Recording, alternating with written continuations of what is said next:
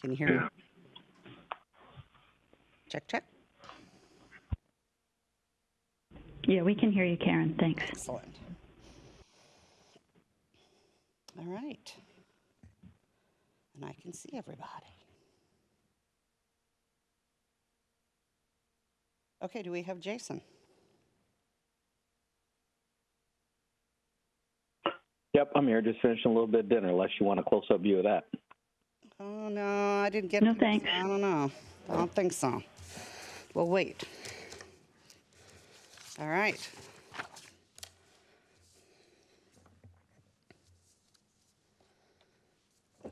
I'm just going to, if we're ready, then we're going to go.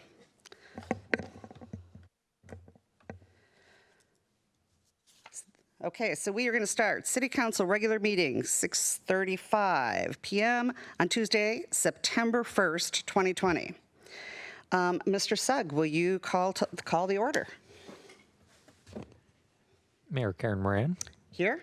Deputy Mayor Christy Malchow.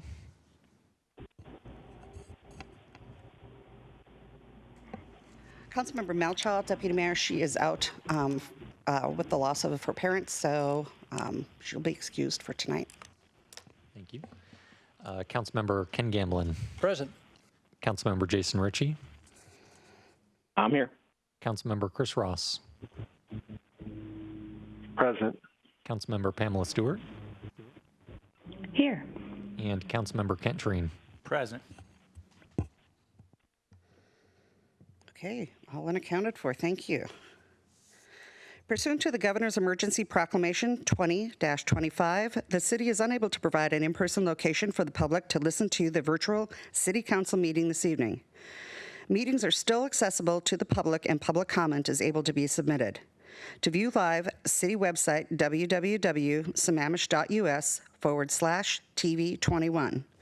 City YouTube is www.youtube.com/channel/UCOUP lower Q uppercase Q small z 1 MSUDHADGIRILC 8A, which is why I only say this periodically. Comcast Channel 21 within Sammamish only. And if you want to view it later, meeting videos are available the day after the meeting. City website, sammamish.us/TV21. On YouTube, again, youtube.com/channel. And you can read the rest on the website. Comcast Channel 21 in the city limits only. For the Pam, would you, our Councilmember Stewart, could you lead us in the pledge? Certainly. If everyone would please stand. I pledge allegiance to the flag of the United States of America and to the republic for which it stands, one nation, under God, indivisible, with liberty and justice for all.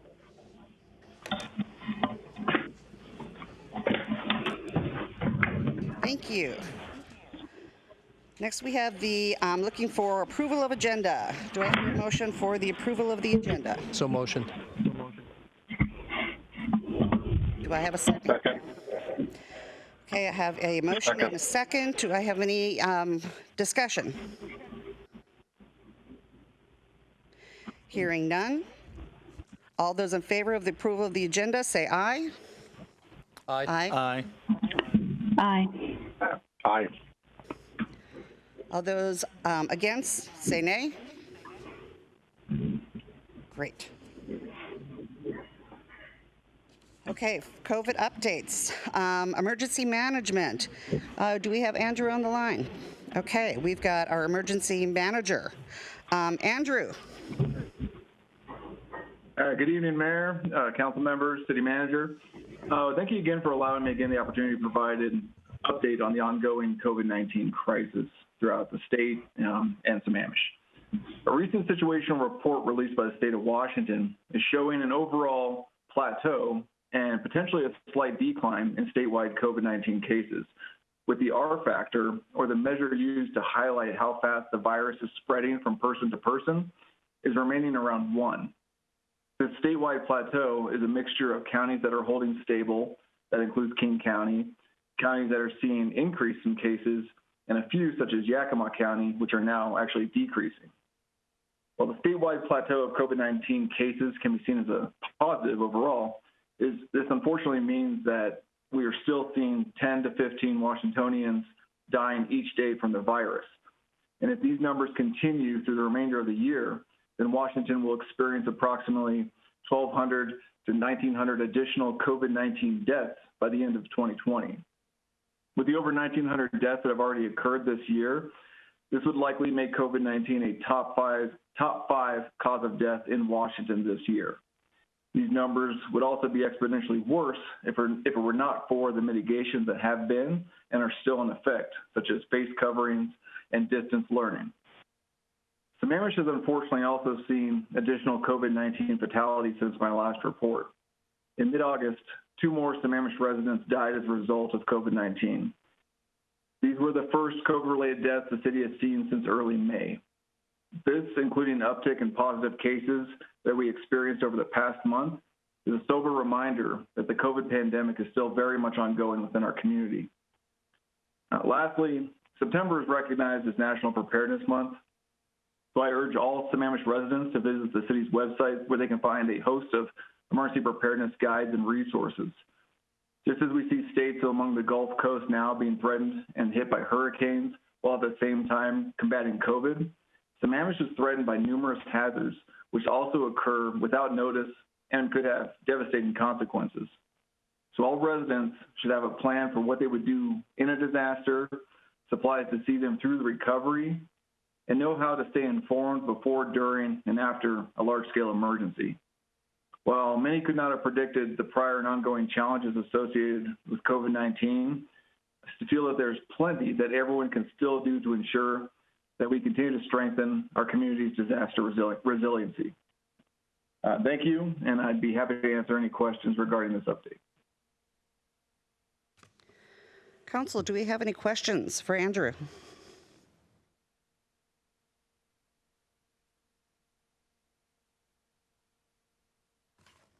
Okay, I don't see anything. Great report. Thank you, Andrew. Thank you, Mayor. Okay, next up, we've got our Human Services update, and we have Rita. Is she online? Rita Baugh? Hi, yes, good evening. Hey, how yes, are you? I'm here. Hello. How long do you have, Mayor? But okay, that's my good evening, Council. My name is Rita Bard, and I'm the Senior Human Services Coordinator. At the last council meeting, we heard from council members wanting to identify any gaps human services providers were facing due to COVID. So since that time, we've done extensive qualitative research, speaking to a variety of providers who serve Sammamish residents. Oftentimes, data only gives us a snapshot of what the human service landscape and needs are. But by speaking with providers, we hope to provide a broader picture of their stresses, concerns, and needs. We are finishing up conversations and hope to present our findings at an upcoming council meeting. Our Human Services Commission has methodically been reviewing grant applications for the 2021-2022 grant cycle. They're wrapping up their process, and they'll be bringing their final recommendations for council review on September the 15th. King County has announced their eviction prevention and rent assistance program to assist households economically impacted by COVID, either through illness, loss of income, or unemployment. So this is for households that have been unable to meet their rent obligations and are at risk of eviction. So currently there's $41 million in this fund, the source of which are federal CARES funds. And the county estimates 60,000 households will be in need of rental assistance resources, but this funding will only be able to serve 10,000 households. Some good news today, the USDA has extended their food program to offer free lunches to all kids, even if you don't qualify for free or reduced lunches. So all kids have access to food during the school day. Postcards have been delivered to every household in Sammamish, outlining resources for residents who may be in need. Our goal is to connect residents who may not be online And we also really wanted to ensure we connected with residents where English is not their first language, and especially to older residents who may feel a level of comfort reading about services and resources in their mother tongue. So the postcard was translated into Hindi, Mandarin, and Spanish. And finally, on Saturday, August the 22nd at CWU, the city ran a successful food drive benefiting both Issachar Food and Clothing Bank and HopeLink. The contactless food drive collected over 4,660 pounds of food. That's a lot of pasta and soup. I'd like to give a special shout out to the Sammamish Youth Board and the many volunteers that came out to help make the event a resounding success. And with that, I'm happy to answer any questions you may have. Thank you, Rita. Hand, I will see. Council, do we have any questions for Rita Baugh? Okay, Councilmember Stewart. Yeah, Rita, I don't know if you mentioned it. Do you guys have a date when you'll be able to bring the data back to us? Which council meeting that would be? I'm not a scheduling person, but Mike might be able to answer that. Thanks, Rita. Mike Sugg, Senior Management Analyst. We are trying very hard to get back to you next week on September 8th, but at the very latest, it will be on the 15th. Great. Thank you, guys. I know it's a lot, and I really appreciate all the work you guys are doing. Thanks.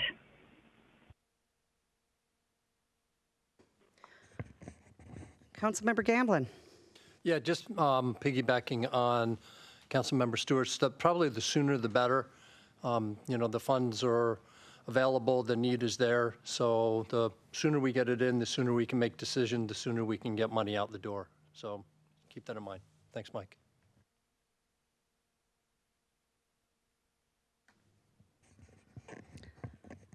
Okay, any other questions or?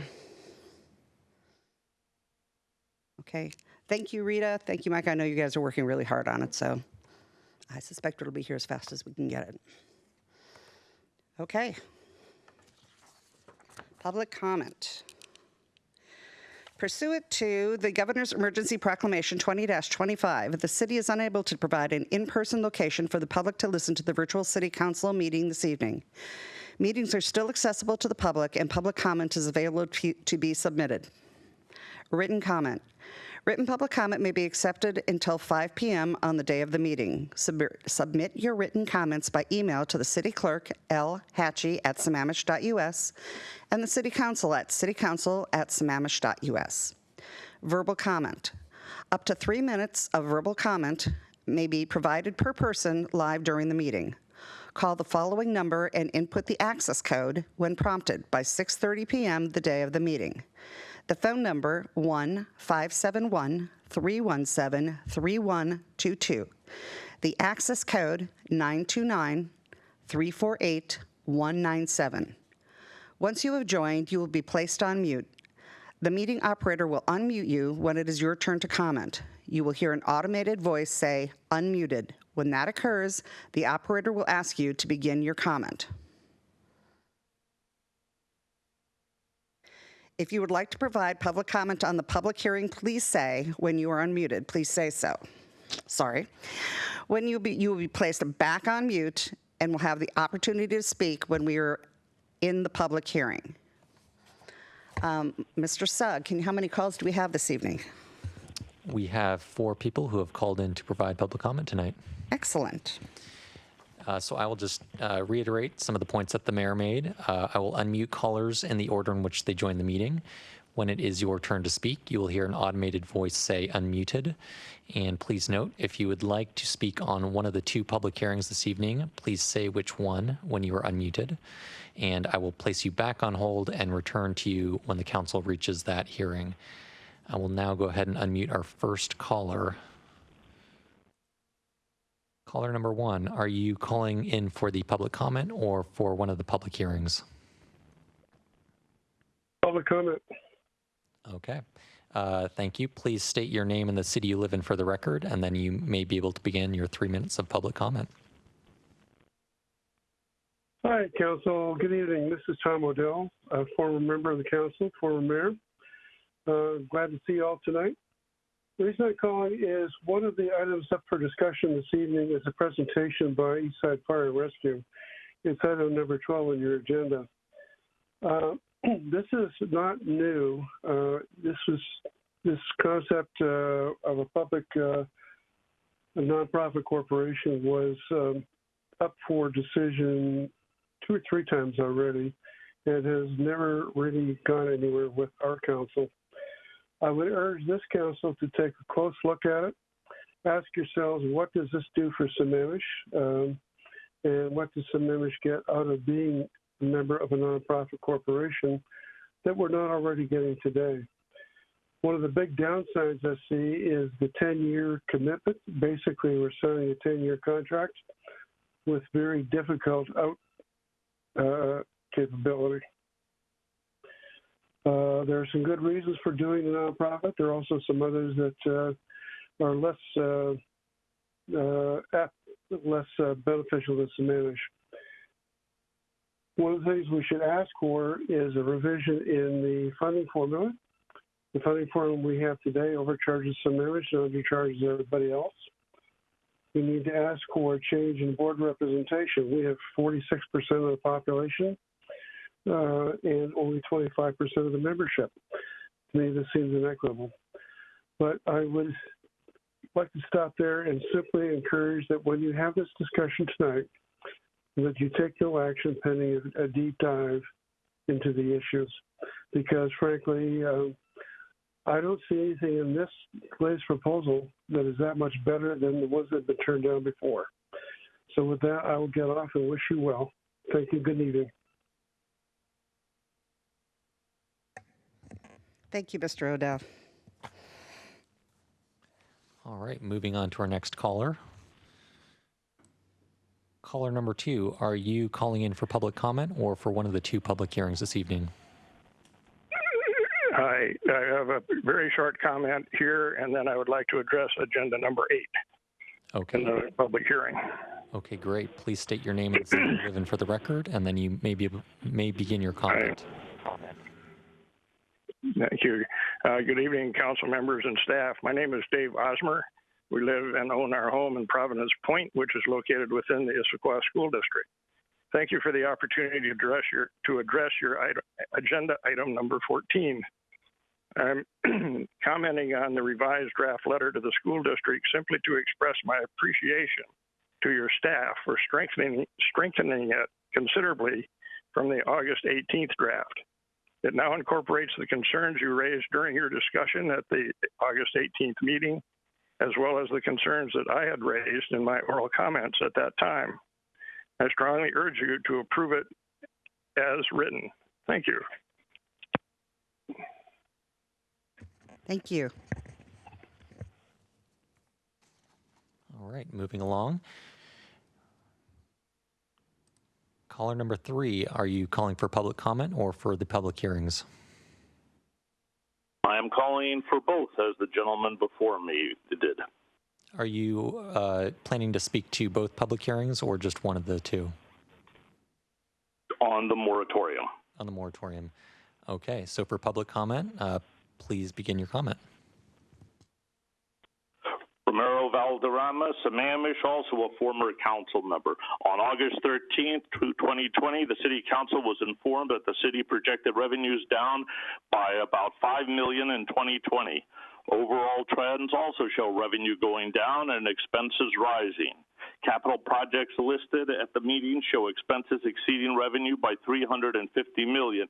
This with only half of the TMP Transportation Master Plan presented in June. With all TMP projects, the deficits are short of 650 plus or minus million. While the council has not moved on infrastructure they claimed to support when they ran for the council, in a time of pandemic, instead they decided to stop the Transportation Master Plan and hold the Transportation Improvement Plan, thereby risking millions of state grants on the very same roads they promised the citizens and never funded. The council now considers massive tax increases, including leveling 10 years bank property tax on citizens and adding a 2% utility tax for the first time in city history. Instead of building the infrastructure, the Do Nothing Council has hired multiple firms going and raising the legal fees from 2019. Services were 0.8 million. Now in 2020, it's 1.8 million, going up to 2 million 2021. Ferris Pierce contract was paid $900,000, diverted from the transformation master plan to concurrency. TSI was hired for 2 contracts. Burke Consulting hired for 2 contracts for around $350,000. David Evans service was procured. INRIX was procured. In a time of crisis, 3 new positions were created to also support the council's new agenda. To the EFR point Odell raised, I should point out that EFR has been fairly steady for the last 10 years, their costs. However, police have the fastest growing, are now our biggest expense, and police will go up 1.1 million to 8.9 million, our biggest expense. So roads fiscal responsibility can wait while the council's personal agendas are played and big tax increase looked at for the citizens. All this during a health pandemic and an economic crisis that has greatly affected our community. Where is the fiscal responsibility and the concerns for the citizens while you play these games? Thank you. Thank you, Mr. Valderrama. I don't know if you missed, but I think staff did point out that there was nothing that we were going to miss as far as there was nothing that they could put in for monies or anything on the roads. All right, moving on to our next caller. Caller number 6, are you calling in for public comment or for the public hearing? I'm calling in for the public hearings number 8. Number 8. Okay, great. I will place you on mute right now and return to you once we reach that agenda item. Thank you. And that is all for public comment, Mayor. Excellent, thank you.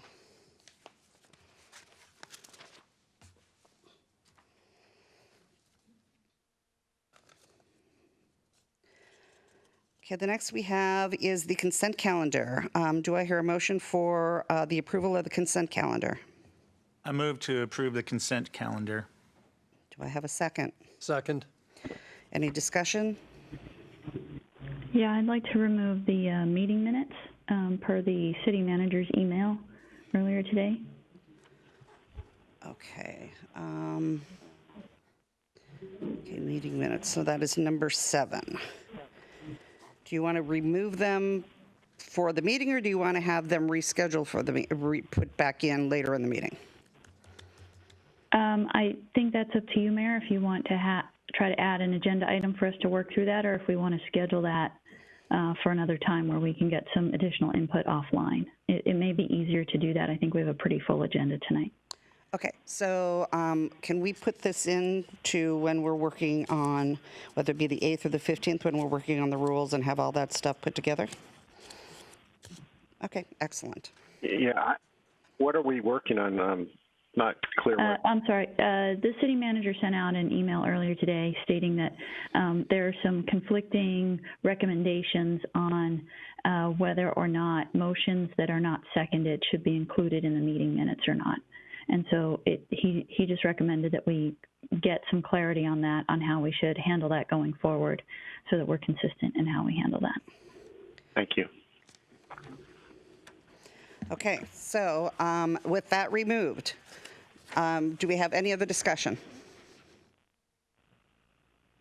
Okay, hearing none, approval of the consent calendar minus number 7. All those in favor say aye. Aye. Aye. Aye. Aye. Opposed? Great. Next, we're going to move to our public hearings. We have 2 this evening. First is our public hearing on ordinance number 02020-508, repealing ordinances numbers 02020-501 and 02020-502, imposing a new moratorium on the acceptance of applications for the concurrency certificates under SMC Chapter 14A.10 and adding exceptions for public agencies as defined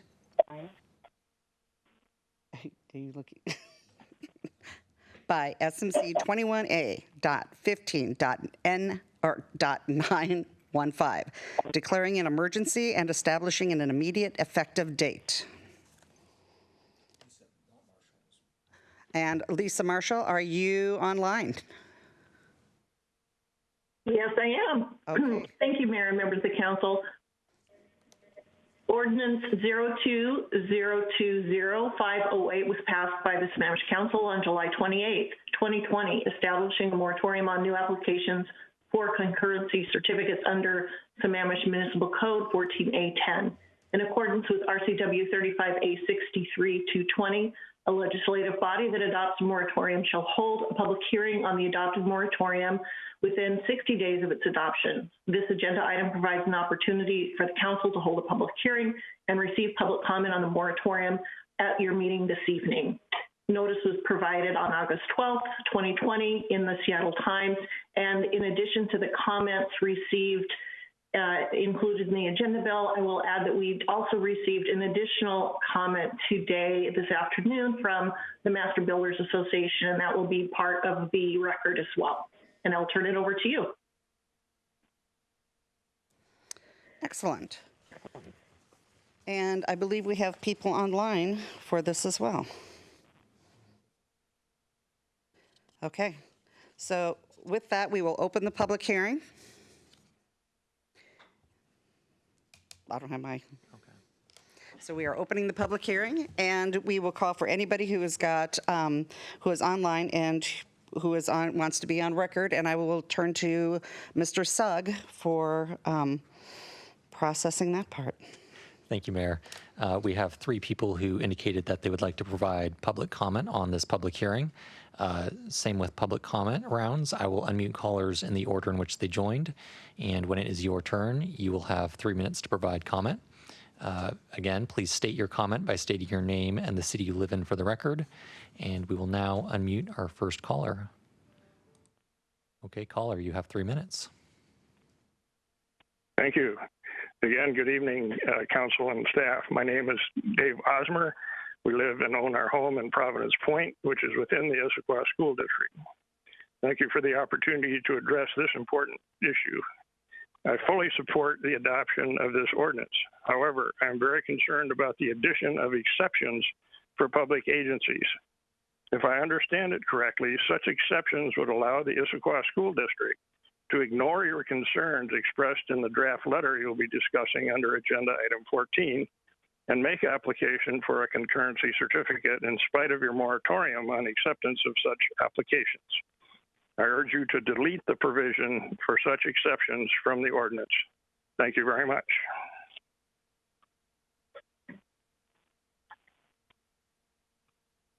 Thank you. Okay, moving to our next caller. All right, caller, you have 3 minutes.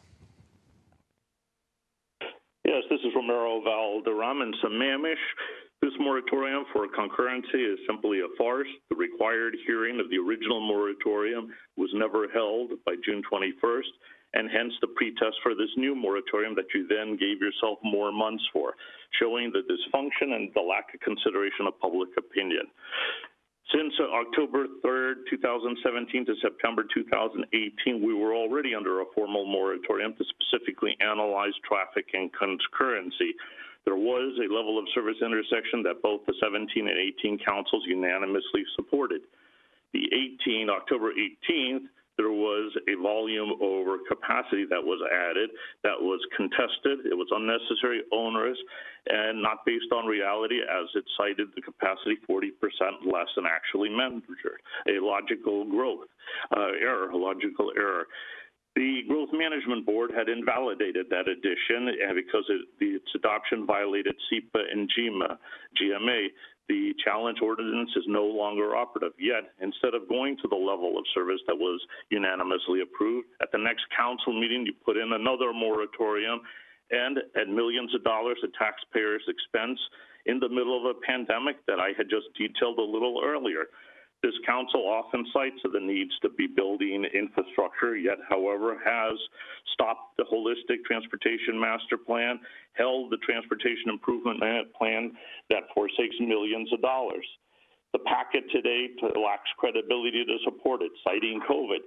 Yet there are already numbers of statements that I've cited earlier at the hearing board where the city manager has stated that the staff remains at nearly 100% capacity and efficiency. And the mayor, Moran, had cited in the May 11th meeting, the SWOT we got from the hearing board was for the fact we did not include it in the comp plan, and we were told to go back and do that. So let's not make it more than it is. Again, both of these statements directly contradict the city's statements in this ordinance that there's significant work to be done. It therefore appears that the council's primary consideration is a much larger aim that has neither been publicly shared nor do they want the true intentions subjected to public scrutiny.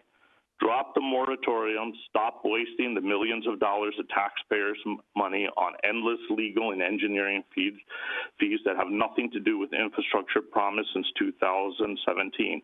Stop using concurrency to try to stop growth and mask the true aims of the majority to significantly reduce the growth and adopted residential land uses. Do what you were elected to do and not blatantly disregard the public opinion. Thank you.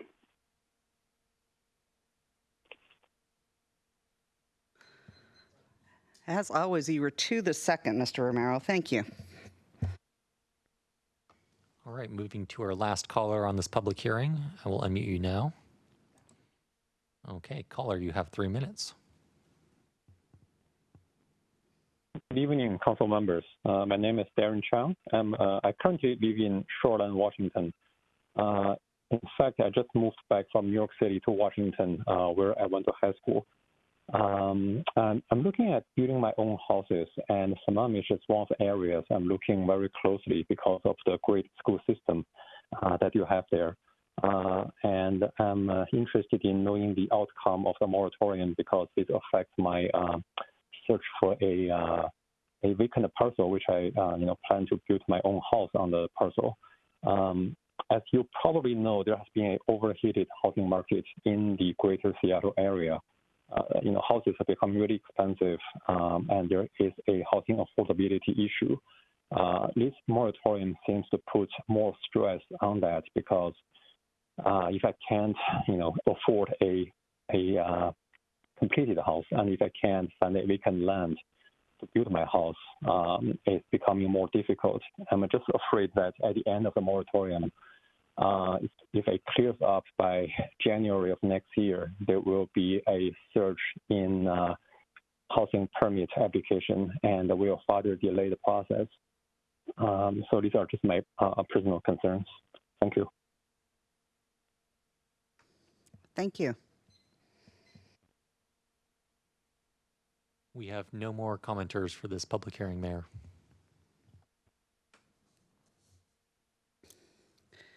Okay, excellent. So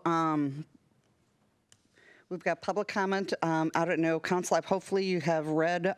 There's been many public comment on both sides of this issue that have come in today and yesterday. So hopefully everybody has read that. And does anybody have questions that they would like to have answered for Lisa?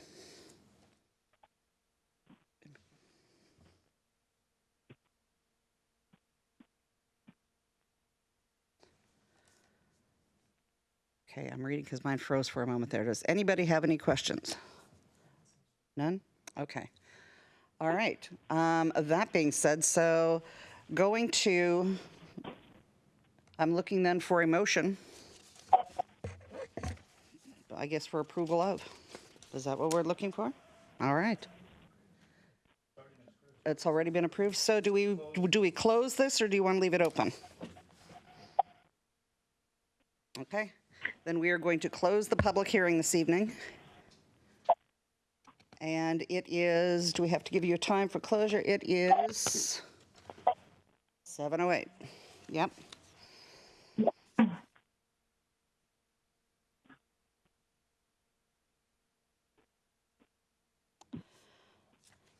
And then we have a second public hearing this evening, and we will open that public hearing. And this is the first reading of ordinance adopting a Chapter 5.45 to the Sammamish Municipal Code relating to the distribution of unsolicited or unsubscribed literature on private property, providing for severability and establishing an effective date. Who is going to be? That is me, Madam Mayor, your city attorney. Hello. Hi, Lisa. Can you speak to this for us? Hi.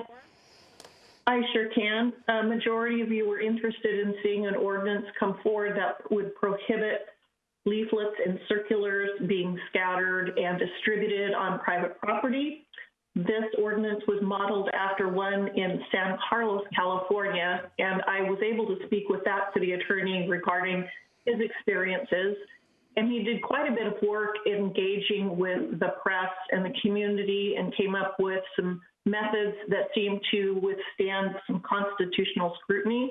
Most of the flyers that we're talking about are commercial speech, flyers for cleaning, pest control services, lawn care, things of that nature. And so that requires a city regulating that type of written material to do so narrowly.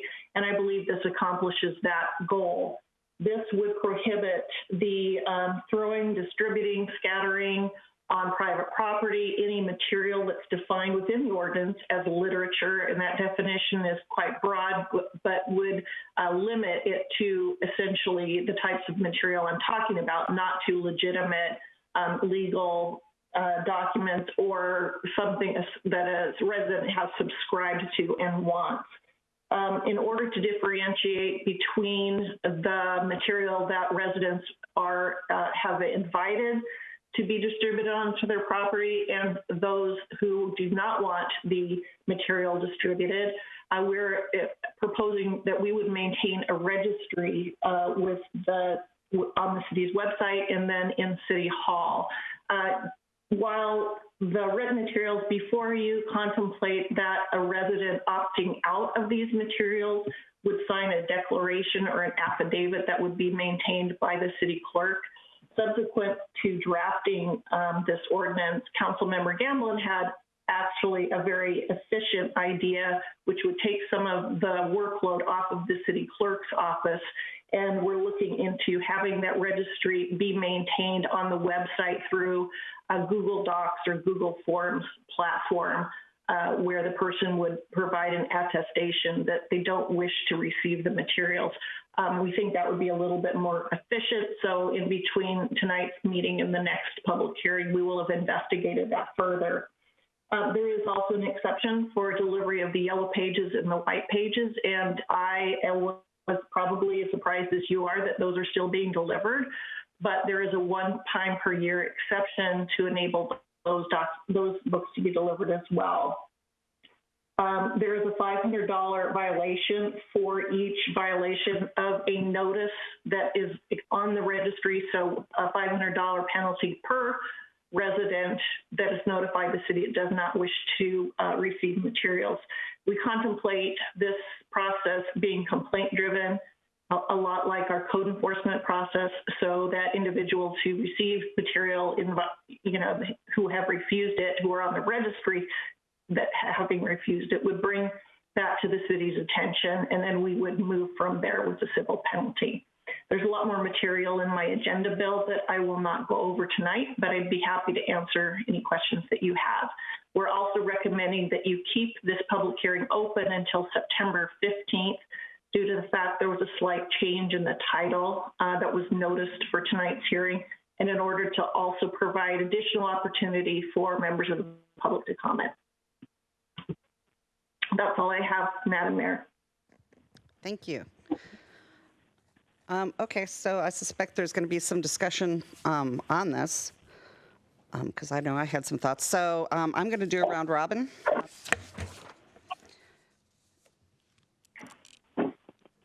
And I'm going to start with Councilmember Ritchie.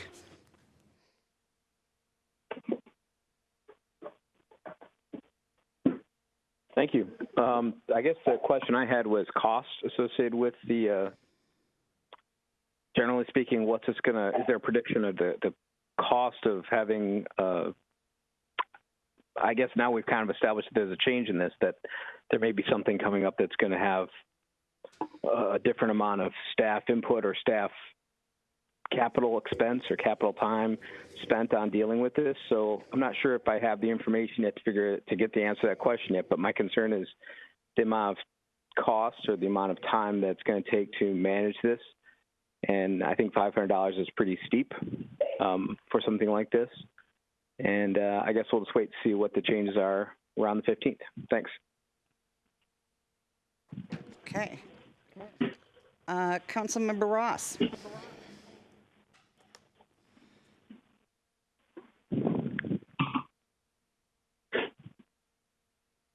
Thank you, Mayor. I'm going to wait to hear some public comment. The way it was described by Lisa may not achieve the objectives, and it may be too much administration the way it was described. Sounds like a do not call list that may be very, very difficult to monitor. And for even the people distributing literature would not know there's a do not call or do not send list. And it would be much easier to broadly communicate that it's prohibited, but I'm not sure. The complexity of it kind of strikes me the way it's now described as something we need to listen to feedback for sure. Okay, Councilmember Stewart. Great, thank you.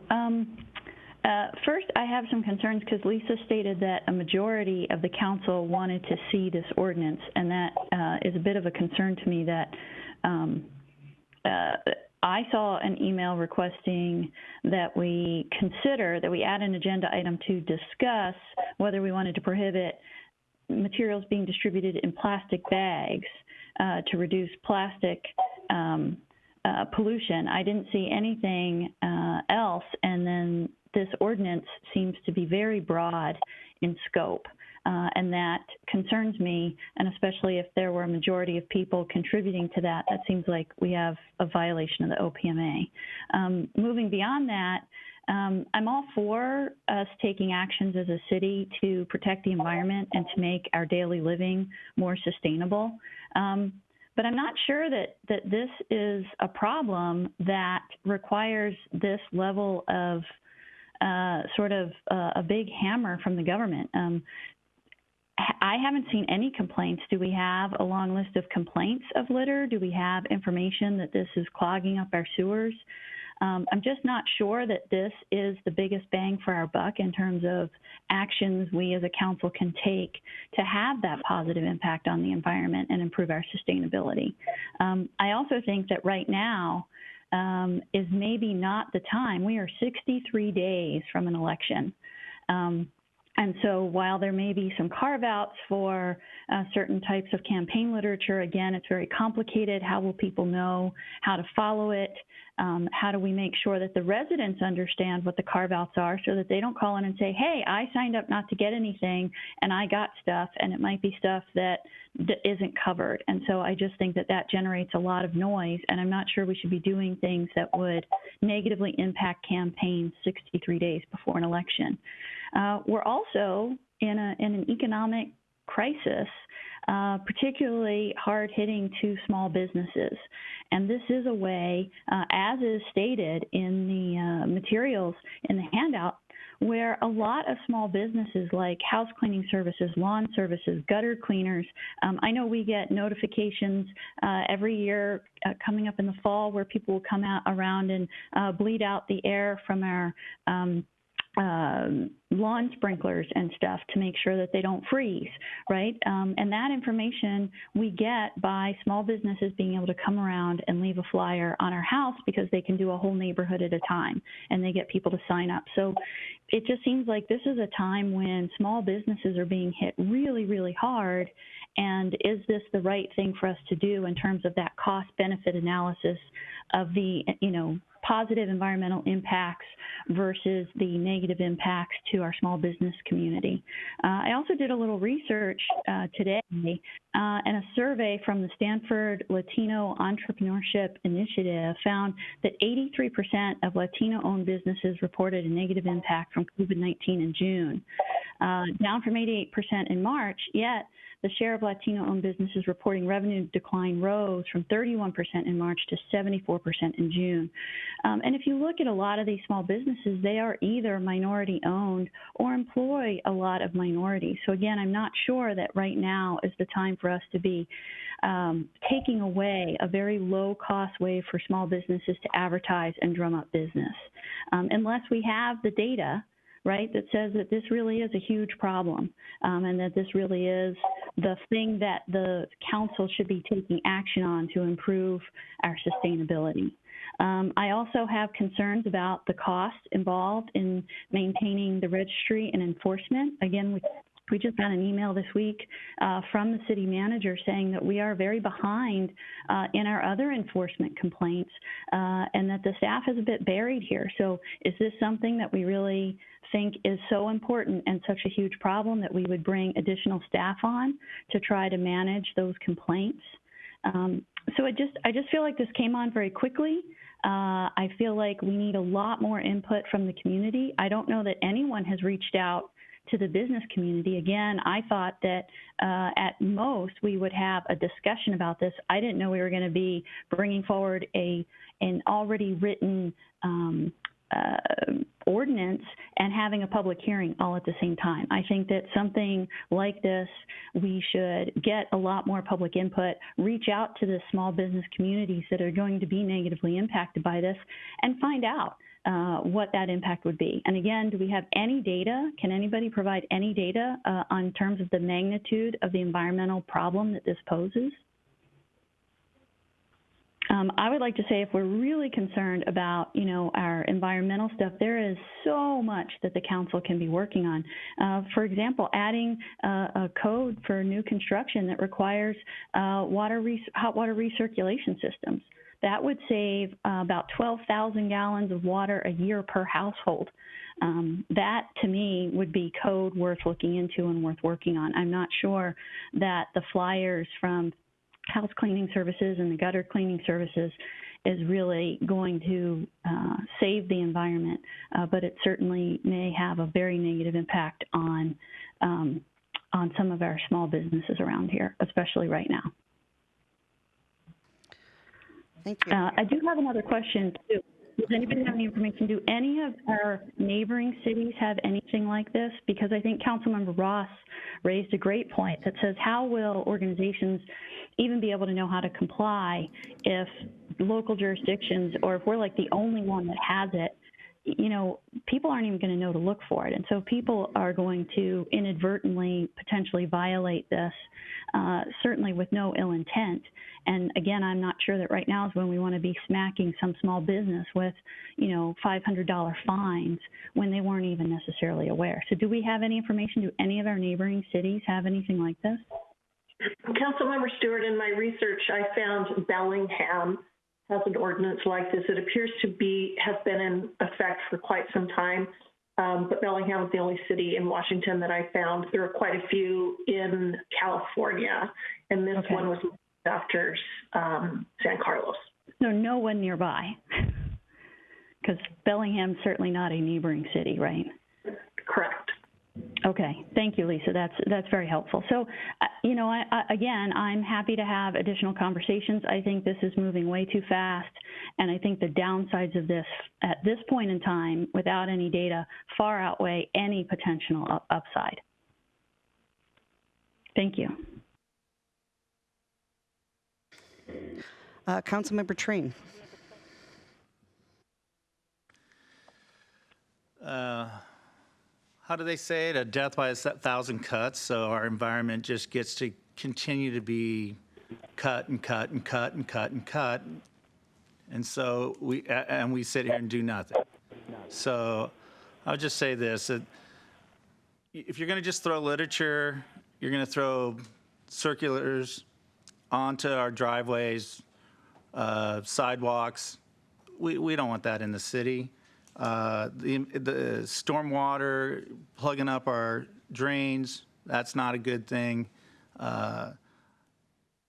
If you're looking at the safety issue, I look at it as a safety issue. I have this challenge every time I go on vacation. And others in my family and other residents, you also do the same thing. When you go on vacation, you have to have somebody come to your house to pick up your newspaper or pick up your mail or check and make sure it doesn't look like no one's home. Make sure the plants are watered. So I just look at it as it's something that we're doing for our residents for a safety purpose, so people don't know if you're not home. And then for sure the environment. I live on off of East Lake Sammamish Parkway, and I spend probably an hour once a week walking my property and across the street picking up all the garbage that's in the roadway and in the ditches from people leaving materials or throwing stuff out of their cars. And so it's like, really? I don't need all that. So I'm in favor of it. Let's move forward with an ordinance and get this thing taken care of and protect the environment. Thanks. Okay, now I get to speak. Yay. Okay. Yeah, you're last. Let's not forget.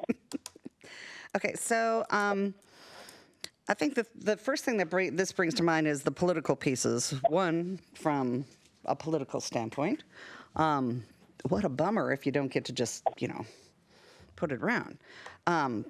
Two, I can tell you from doorbelling that I can always tell when somebody's not home because they've got a bunch of stuff laying on their driveway, and so everybody knows they're not home. So I can see where it is a safety risk. I get that. I also know that there's a lot of neighborhoods, our neighborhood, that doesn't allow you to do that. They already have got rules like that in place so that you're not supposed to be doing that. And I get very upset when you do. And so I do like the idea that they fill in the information online and it's kept online, because I don't like the burden being on the city for having to have somebody from staff having to spend the time on that, and the clerk certainly doesn't have time. I do like the idea of having it, because I'll tell you, sometimes, especially at this time of year, you come in with a lot of junk that's just been dumped on your driveway. And I think we're about to just see what that's going to happen over the next, 60 days. Now, whether this get implemented and people get fined, I think Pam has a good point to that, of that happening this year. Is that's going to be pretty tough. Of how are we going to get the word out? I don't worry about other cities not having, around us not having it. Hell, we've got a sign ordinance that other cities don't have. So I'm not worried about us having something somebody else doesn't have. It's just how do we educate people to it? So we have to talk about that a little bit more. And so Lisa, you'll have to help us kind of brainstorm that idea. So that would have to be, I'd have to know a little bit more of how we're going to educate people, because since the fine to me is high, I want to make sure that we've done the education part and we've been very clear, and it's not hard for people to have that access to that information, that, we're not being very unfair about it. So anyway, I do support this. I support the thought behind it because I think it's very good, but I think that we have to be very cautious on how we do it, and finding people without making sure that it's publicly known that, hey, Sammamish doesn't want junk just thrown around on the driveway. So we need to make sure that people know it's available, know that they can't dump stuff around here. It's not going to be acceptable, and you will be fined for it. But that's something that's going to take, that's education time, and we have to figure that part out. So hopefully we'll have that maybe over the next couple of weeks. We can come back and have that game plan in place. And last but not least would be Councilmember Treen. Gambling. Oh, sorry. Yeah, we're both the bald guys, so it's okay. Oh, that's right.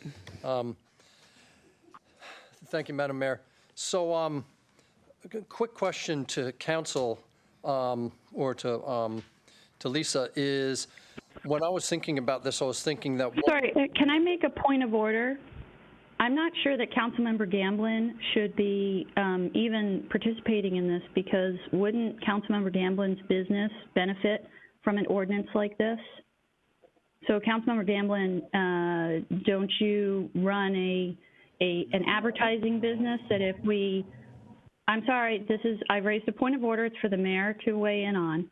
So Councilmember Gamblin runs a business for advertising, and if we implemented something like this, then this would reduce the avenues that other businesses would have to be able to advertise, which would potentially benefit his business.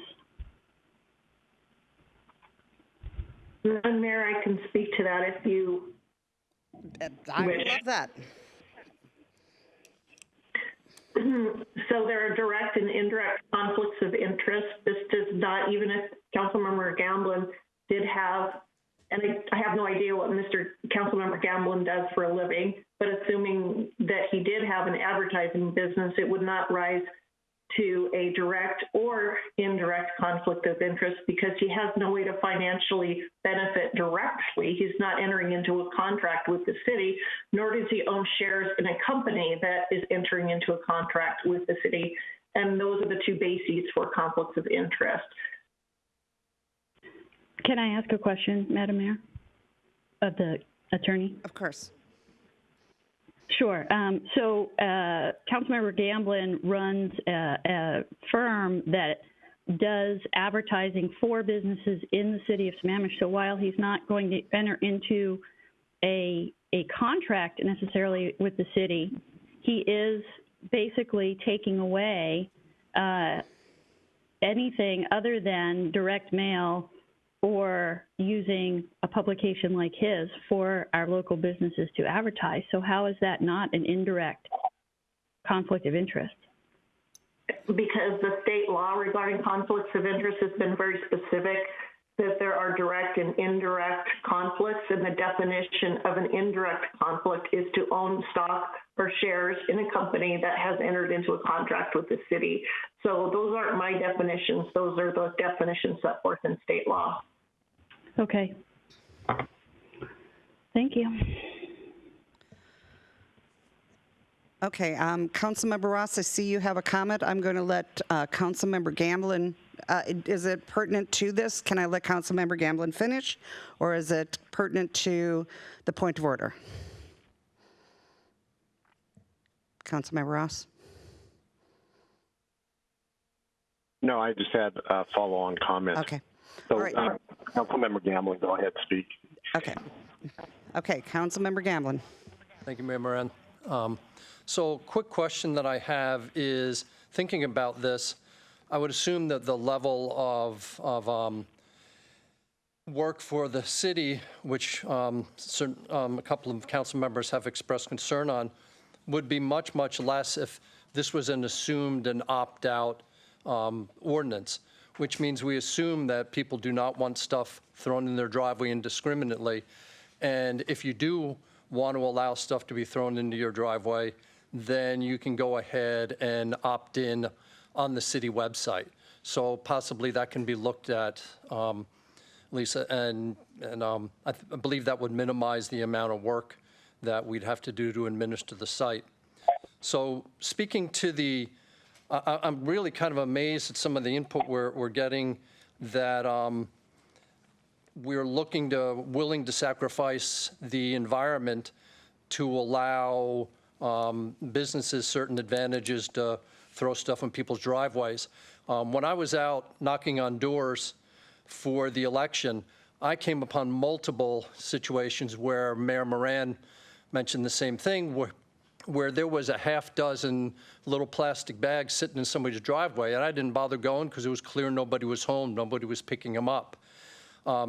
So that would seem to be the driver. When I was out knocking on doors, I also looked in the storm drain, and I counted them, and I went back and looked at my notes. It was 18 plastic bags in one storm drain. So these are little plastic bags with the paper inside them, and some of them are bigger plastic bags, and a couple of rocks to hold them down, but 18 of them ended up in a storm drain.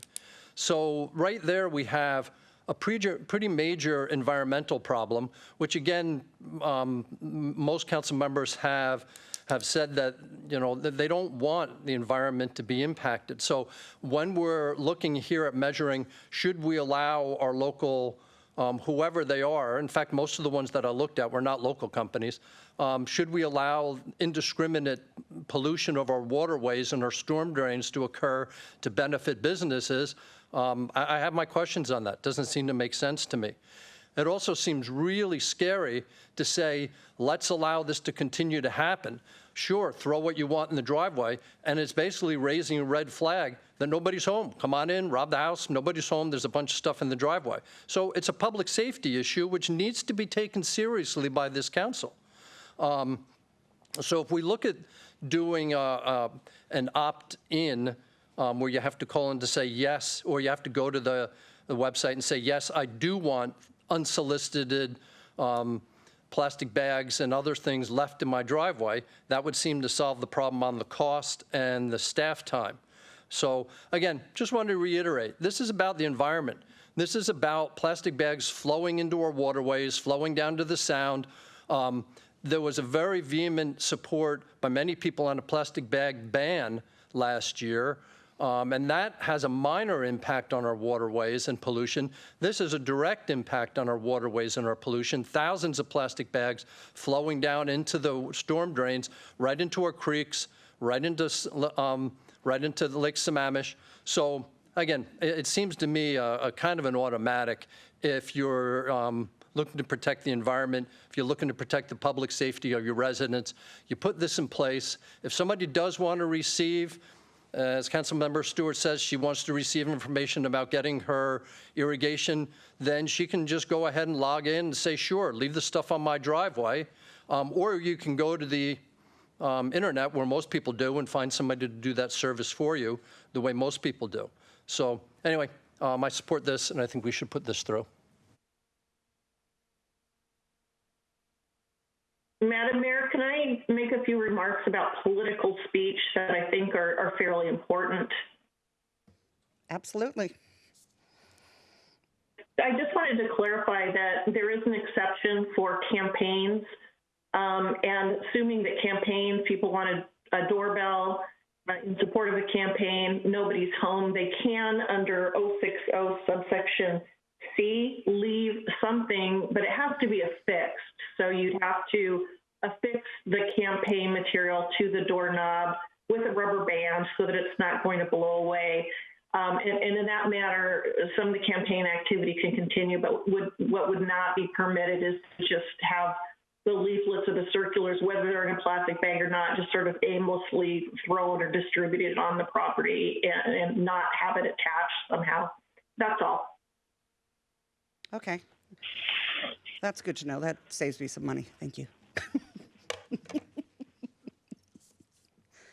Okay, so we've got a couple of questions. Council, what is your pleasure? Should we do another round robin, or do we just have a few questions? Okay, I see only a couple questions, so let's go to Councilmember Ross. Yeah, thank you. First round, I was somewhat caught off guard with the changes, the opt-in, and then the complexity of it. I did support this going on the agenda. I'm particularly concerned about this safety, kind of indicating that people are not home with a pile up of literature and/or flyers. And secondly, there is an environmental concern. I heard Councilmember Stewart surprised that a majority, how do we know majority support it? It's like any agenda item. Councilmember Gamlin forwarded it through email to all the council. Each council member responded to the city manager. And therefore, that the city manager would be telling how many people support. If 3 support, it goes on the agenda. It just happened that more than 3 supported this agenda item. There is absolutely no OPMA violations. I don't appreciate that comment. And number 3, I like, and this is why I want more public input and council input and staff input on this, so we can really iron out the best way to make this more than just a policy on paper, something that actually impacts our community. And I like the opt-out comment from Councilmember Gamlin, if that it can be legally sufficient, that might be the best way. Then, therefore, anybody who's distributing literature, et cetera, can look at a shorter list and simply distribute to those households. Agreed. Thank you. Okay, Councilmember Stewart. Yeah, what was sent out and what I would assume that people responded to was a ban on distributing information in plastic bags. This, unless I've missed it, is way broader than just plastic bags, correct? I guess that would be directed to you, Lisa. This ordinance goes well beyond, I can't put any literature out, not just plastic bags, correct? You could not put any literature out that falls within the definition of printed literature. The exceptions are there to protect speech that we can't regulate. I don't recall. I could look through my emails and refresh my memories about whether how the question was characterized, whether it was a leaflets and circular prohibition or whether it was plastic. I'm sorry, I can't tell you from my memory right now what that email said. I didn't write it. Yeah, it was from Councilmember Gamblin. The other thing I would like, again, I am not saying that I am willing to sacrifice the environment for our small businesses. What I'm asking for is data on how much of a problem this actually is. Before we become a heavy-handed government agency, we should understand the size of the problem. And no offense to Councilmember Gamblin, but I don't think that council members' anecdotal counting of anything is the data that we're looking for. We should use concrete data. And as far as public safety is concerned, again, I'm all for public safety, but do we have any data on how many houses have been broken into because they had a stack of something on their porch?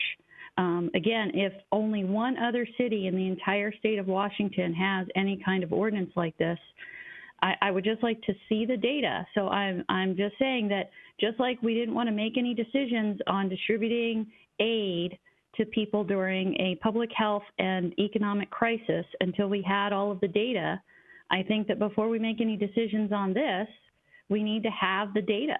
So is there any data on how much of a litter problem this is? Is there any data that says this is actually causing a problem in our sewers and how much of this is hitting our waterways?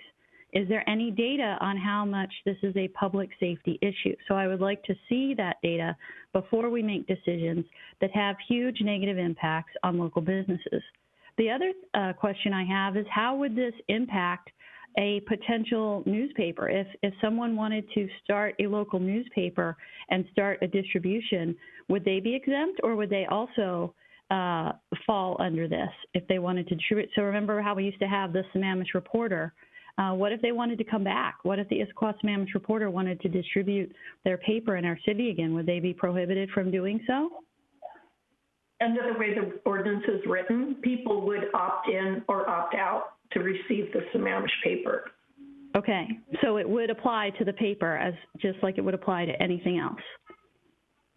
Correct. People who wanted the paper would receive it. People who did not want the paper would not receive it.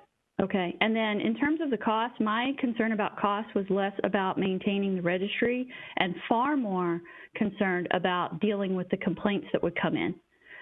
So my concern is a direct response to the city manager already responded this week saying that our staff is unable to keep up with current code enforcements, which are complaint driven.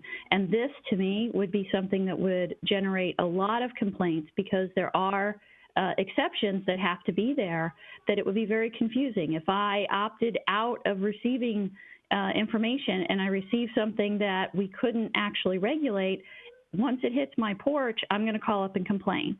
And our staff is going to have to deal with all of those complaints.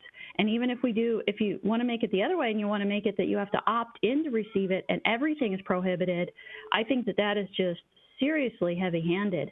And I have grave concerns about doing that. And again, at a time when small businesses are disappearing, and small businesses are, in fact, the backbone of our economy and our employers. More people are employed by small businesses than they are by large corporations. So while I'm not stating that I'm willing to sacrifice the environment for our business community, I do think that we don't have any data here other than Councilmember Gamblin saying that when he was campaigning, he counted 18 of something. I think we need actual data, and I'm happy to hear the data and make a decision based on that.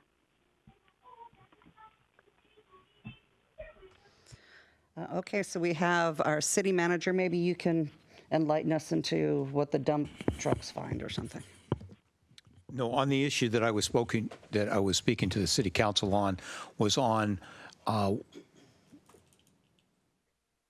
a matter of the Airbnb and or complaints from residents regarding rentals of less than a 30-day period, and noting to the council that the staff was already occupied and very busy with our current code enforcement and responding to inspections and complaints.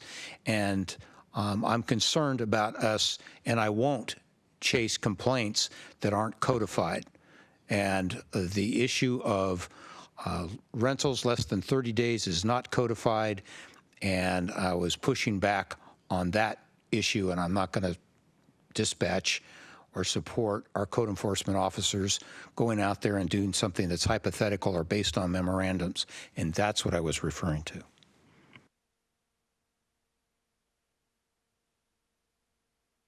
So, Mr. City Manager, are you saying that we have extra bandwidth for additional code enforcement, or are we in fact behind on some of our code enforcement complaints?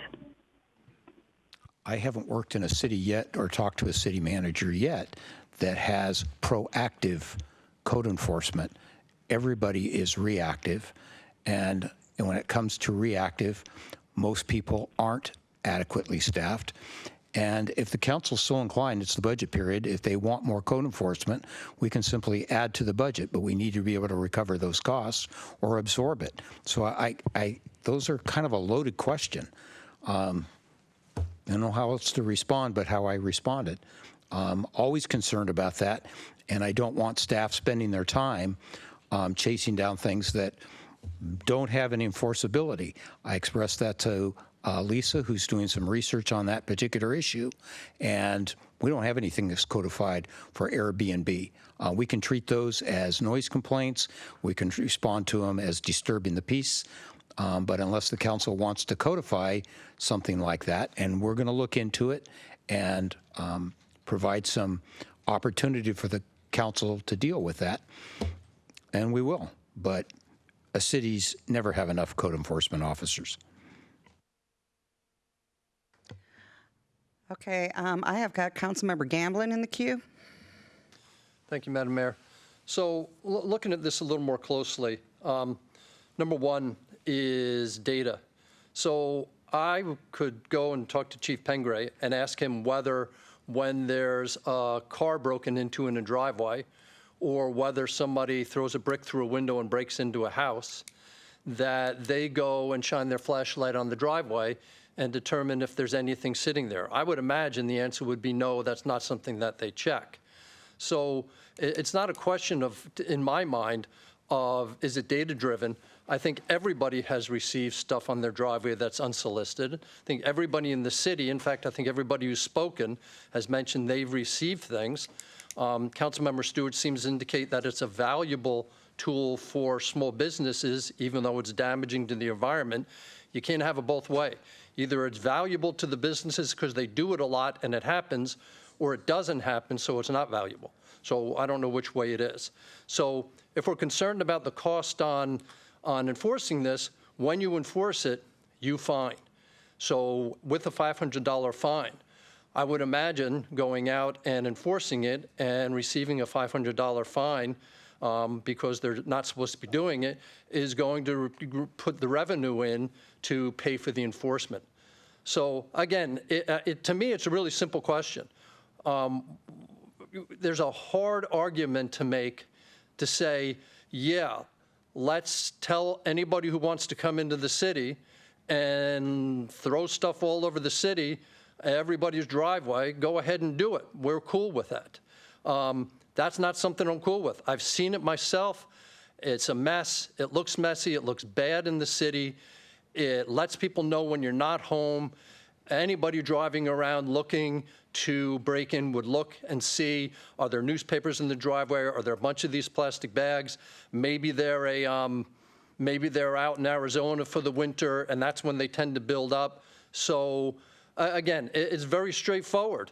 If you want stuff thrown in your driveway, and if you want solicitations to get your gutters cleaned, and if you want something to get your lawn mowed, and you like to find those people through having stuff thrown in your driveway, you simply log on and say, yeah, go ahead, throw stuff in my driveway. I'm happy to have it, and that's how I'm going to respond. I think a vast, in fact, I would say everybody in the city, if they want their lawn mowed, they're simply going to go on the internet and look Sammamish Landscaping and find somebody to mow their lawn for them. So again, I'm not sure I understand. I'm not willing to risk one little bit, one break-in to somebody's house to allow a local landscaper to throw stuff in people's driveway and put the risk there. I'm also not going to be happy with a single plastic bag flowing into Lake Sammamish so that we can accommodate somebody coming in from out of town and littering our streets and throwing stuff all over the place. It doesn't make sense. Why would we want to do that? Why? So again, I think it's a great idea.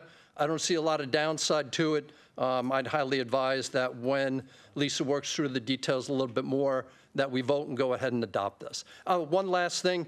I don't care less whether local other cities have it. We want to be cutting edge. I don't know how many times I've heard Sammamish should be cutting edge.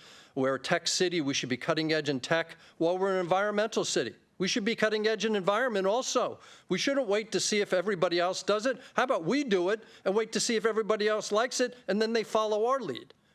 So anyway, thanks a lot. Okay, I guess we should have done the round robin because by the time we do this, we will only have a couple of people who haven't spoken. So we've got Councilmember Ritchie. Hey, you know how it is, Karen. People hear things and they want to say something else, right? So I think that there's a lot of mutual exclusivity going on here. There's a lot of people that have very strong opinions about these things.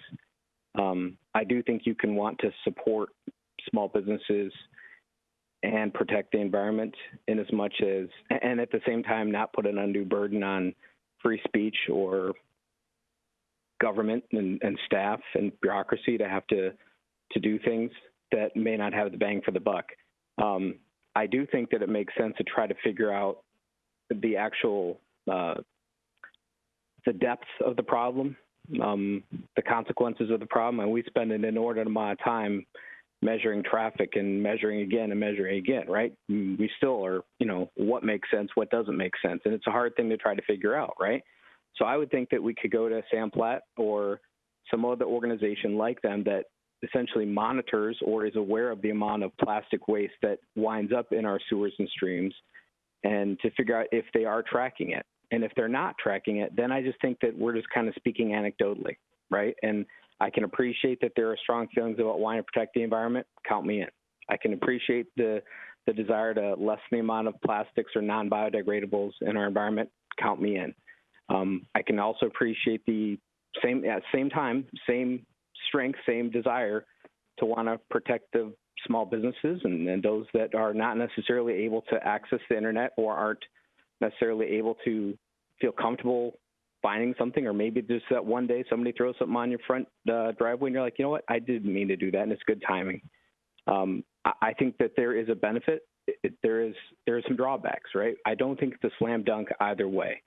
I think that getting more information from a third party like Sam Platt, and I don't know if they do it. I'm just thinking that, man, who's monitoring what's going into our sewers and streams in terms of storm flow? I would think that they're doing that. If they're not, then I'm wrong. But I would think that they would.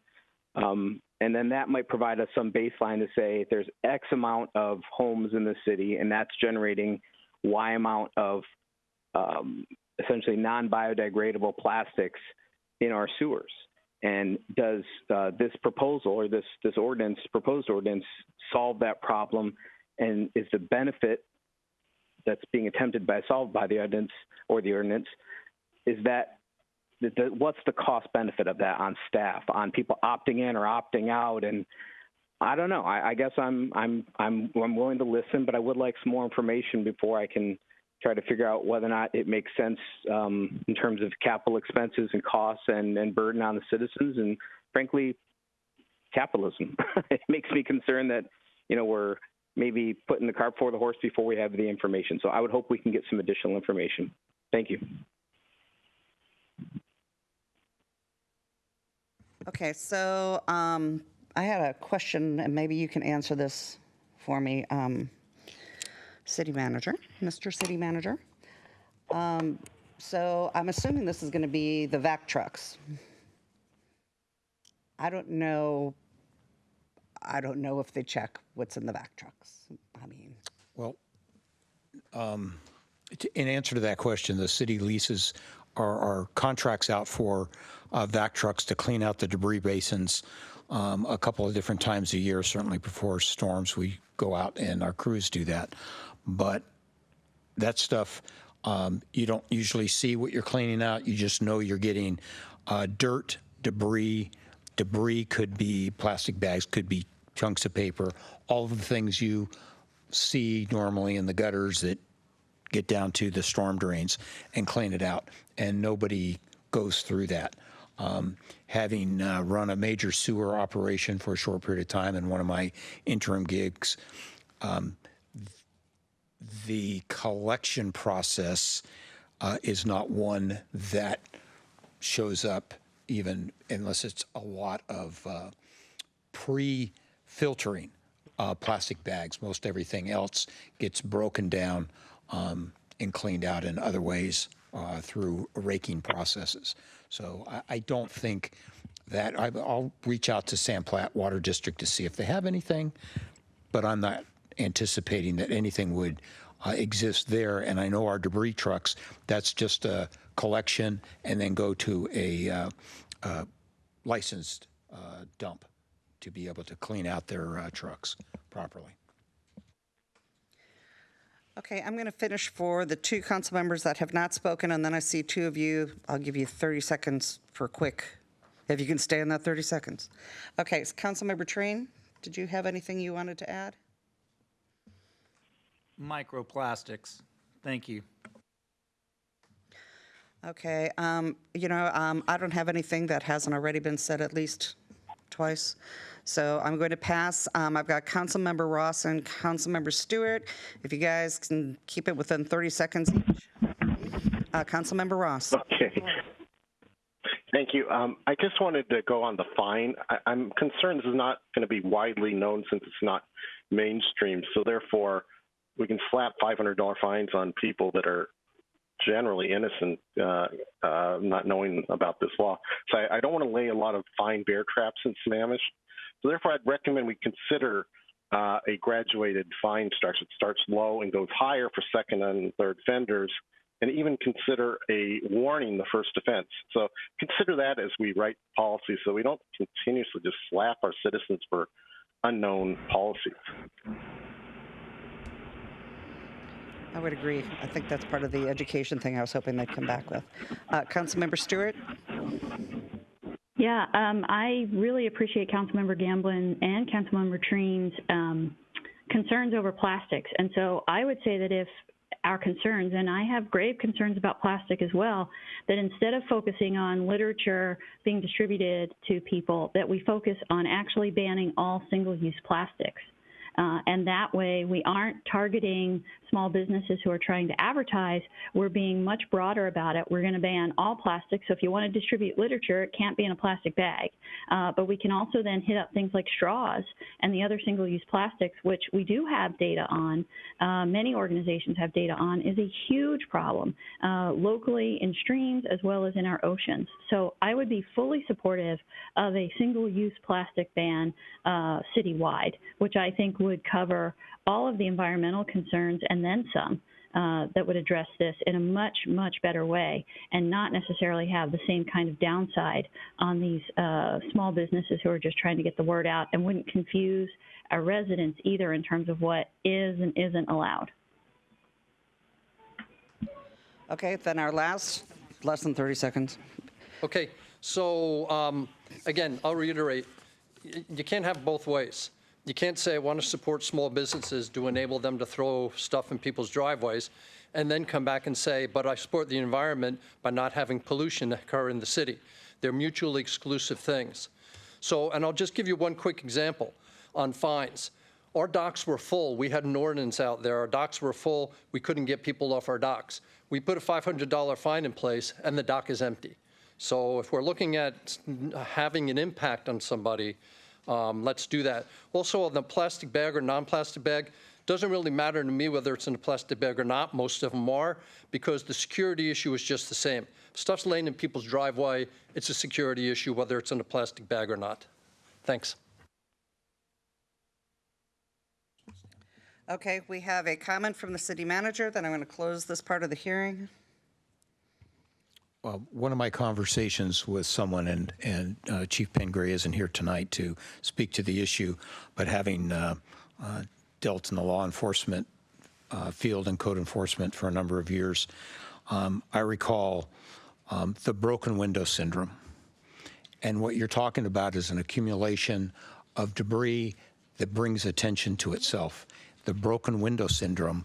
I'm not sure if there's data collected out there, but we did a lot of this or address this concern in our redevelopment projects, where if a broken window isn't attended to, then another crime follows and another crime follows.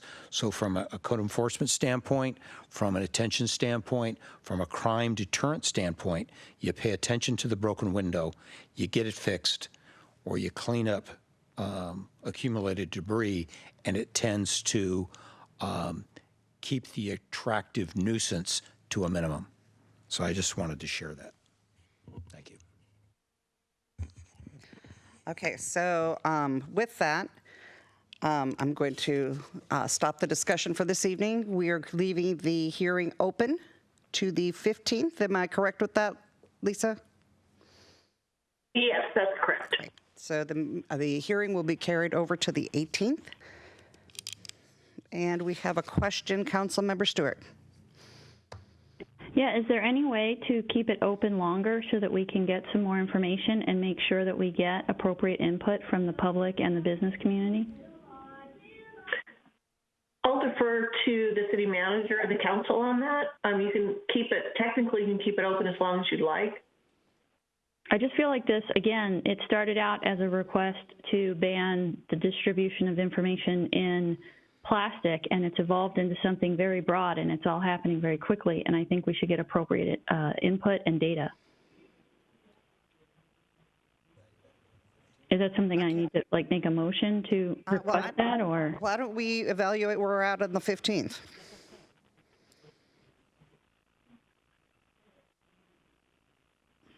Okay, I just feel like people just haven't, this came out on Thursday night as an agenda item. That's the first time the public had any idea. It's the first time I had any idea as well, but.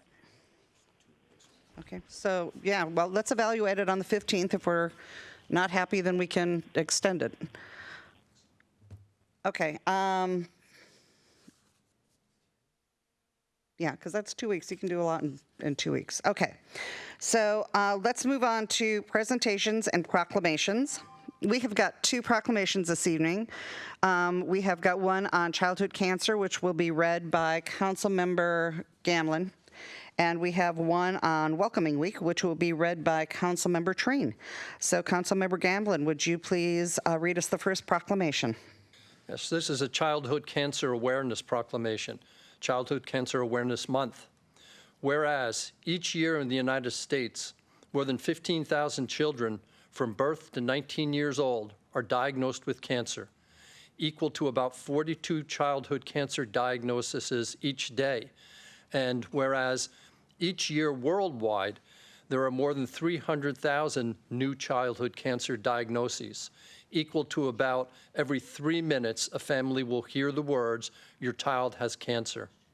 And whereas, although the 5-year survival rate for childhood cancers has reached 80%, nearly 2,000 American children under the age of 19 still die each year from cancer, making it the leading killer of children by disease.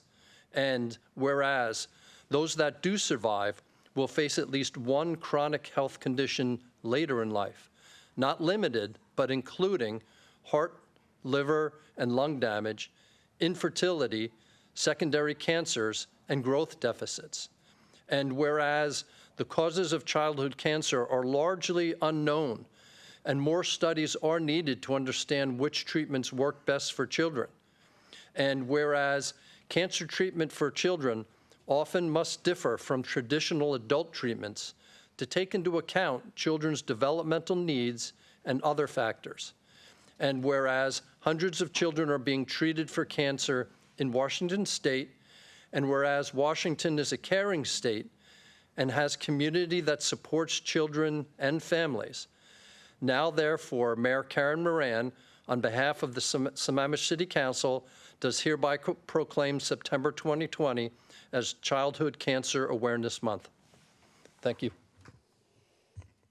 Thank you, Councilmember Gamlin. And that one is near and dear to my heart, actually. Councilmember Train.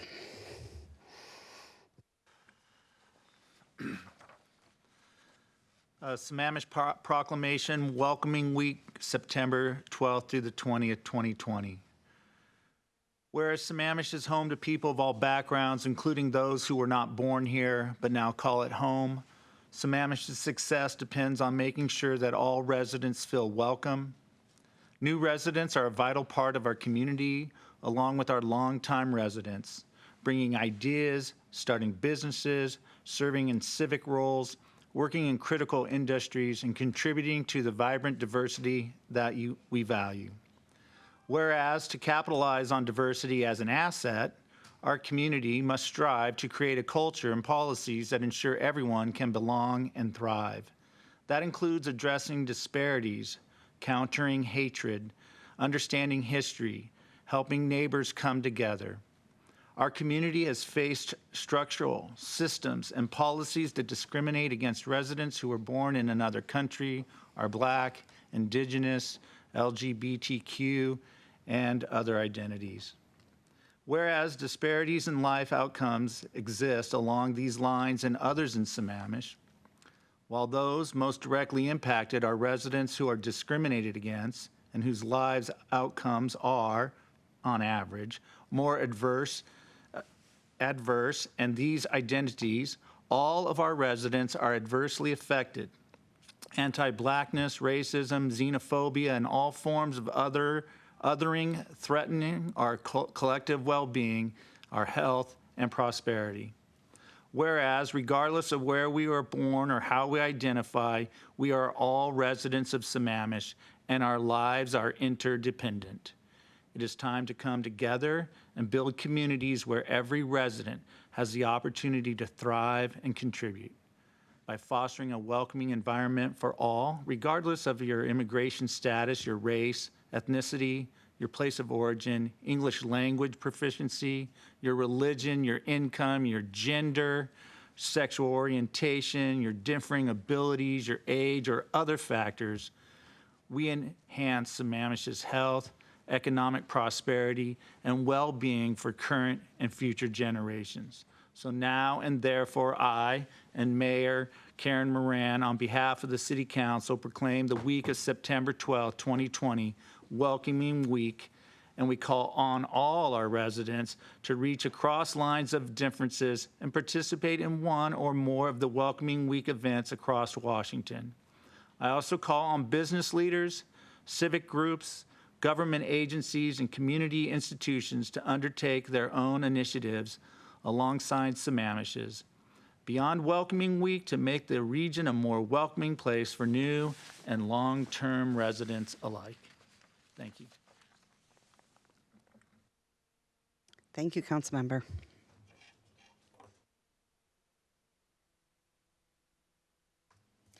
Okay, next up, we have a presentation by our own Chief Clark. Yay! Okay, so maybe he can answer for us some of the very questions that everybody had, and some of them we heard early on, which was, why are we doing this? Why is this good for us? All these wonderful questions. Maybe you can answer them all for us. Take it away, Chief Clark. Be happy to. Thank you, Mayor, members of the council, Mr. Manager. I appreciate the opportunity. I'll tell you, it really feels weird to stand at a podium. It has been well over 6 months since I've stood at a podium, so I got to get used to this feeling again. So I have a very brief PowerPoint to give you the history of this, and then I will expand on a few general questions that we have been receiving. And Mr. Odell, who commented, I'll be able to address a couple of his questions as well, or statements that he made. So first of all, what are we doing? If you can go to the next slide, Mike, please. Thank you. So this is a history of this topic of governmental nonprofit with Eastside Fire and Rescue. In 2015, we tabled the item. At the time, the directors, which is the elected body, were working through whether or not to reorganize under a different form of government, like nonprofit or a regional fire authority. At the time, there was no obvious solution, so it was tabled. But I came in 2016, and it was put on my list as one of the things for the organization had a desire to accomplish, which was address our organization and establish whether or not we should move in another direction. Then in summer of 19, we decided to put it on our work plan. It was assigned to the Finance and Administration Committee of the EFR board, which is 5 elected officials, 1 from each of our partners, and then any staff who elects to participate. Through that process, I was directed to work with our attorneys and move towards the governmental nonprofit. In the last several years in the state of Washington, governmental nonprofits have become much more popular, and there have been changes to the RCWs to allow them to be more functional. Some of the nonprofits you may be aware of are things like NORCOM, which is our regional dispatch center, and the Cascadia Water Alliance well, excuse me a second, the podium's getting to me, which most King County cities belong to. And this is a very similar organization that we're looking to form here. So our attorneys, with direction from the FAC, drafted articles of incorporation, bylaws, and then amended our current interlocal agreement. Our interlocal agreement is what holds us together now and has since 1999. It was amended while I was fire chief in 2017 to extend to 10-year terms rather than 7-year terms.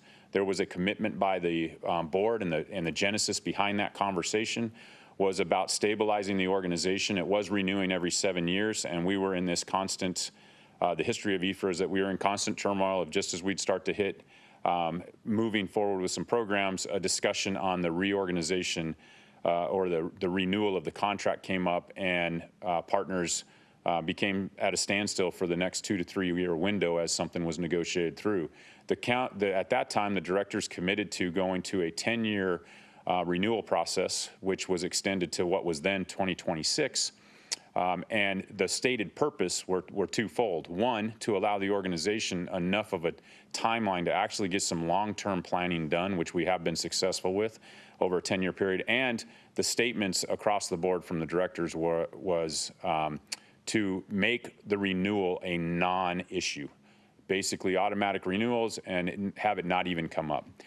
At that time, which was 2017, not only your city council, but the city council in Issaquah, the city council in North Bend, and both fire district board of commissioners unanimously voted to approve that amendment to include that 10-year time frame. So the FAC then referred these documents to the EFR board.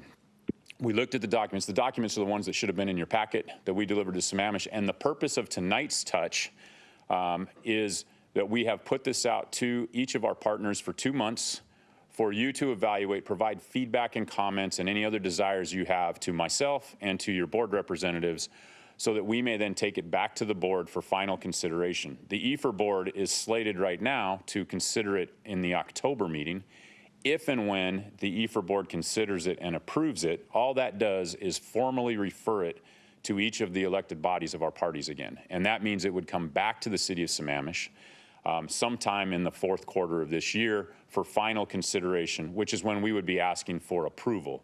We are not asking for approval tonight. We are simply asking for comments and direction based on what we move forward. Can you hit the next slide, please, Mike?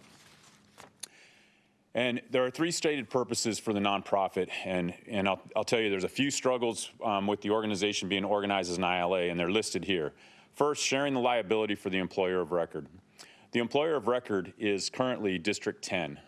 District 10, when the ILA first took part in 1999, was by far the largest partner in this group, in the ILA. They were the strongest fiscally because they were the largest partner, but through a series of annexations, including Klahani to Sammamish, District 10 has been narrowed down as a much smaller entity now. Because EFR under an ILA agreement is not a separate entity in and of itself, we cannot own employees and we cannot own things. Each of our partners own the employees and the things. District 10, out of the kindness of their heart through the partnership, had agreed for those last 20 years to be the employer of record. Through the contract, each of you partners share the employment liability of those employees, but nonetheless, in state law and for auditing purposes, all of that resides with D10. That is a bit of an exposure for one of the 5 partners.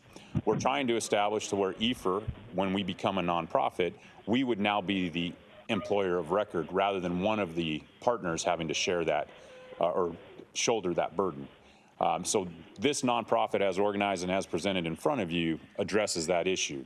The next item is that we establish an entity that can actually own assets. We do not have a desire to change the way that our assets are currently distributed, our large assets, meaning fire stations should stay with each of you partners. The large fire trucks that we purchase are in your name and should remain that way. Should a partner or you choose not to have it that way because we are a separate entity, it might be not the partner, it may be more fiscally responsible to do it in another manner. This provides an option for it, but that is not a desire. But I will tell you that right now, technically, as EFR, I can't own a pen or a pencil or a piece of paper. We're not an entity. We have the multitude of things that keeps our $30 million operation moving that we purchase throughout a year is purchased in one of your names, and it creates an accounting and an auditing nightmare that, of course, we've gotten used to, but nonetheless, it becomes more and more of a nuisance when we try to move forward under this ILA agreement. The nonprofit corrects that and allows us to be an entity. And lastly, which was a driving force back in 2017 also, is the employees inside EFR 5 years ago when I arrived here, there was very much an atmosphere of instability within the organization. And your firefighters and other fire department employees did not feel a sense of job security. We have corrected that. When you signed the amendment that moved this to a 10-year renewal, that presented itself as a sense of security moving forward.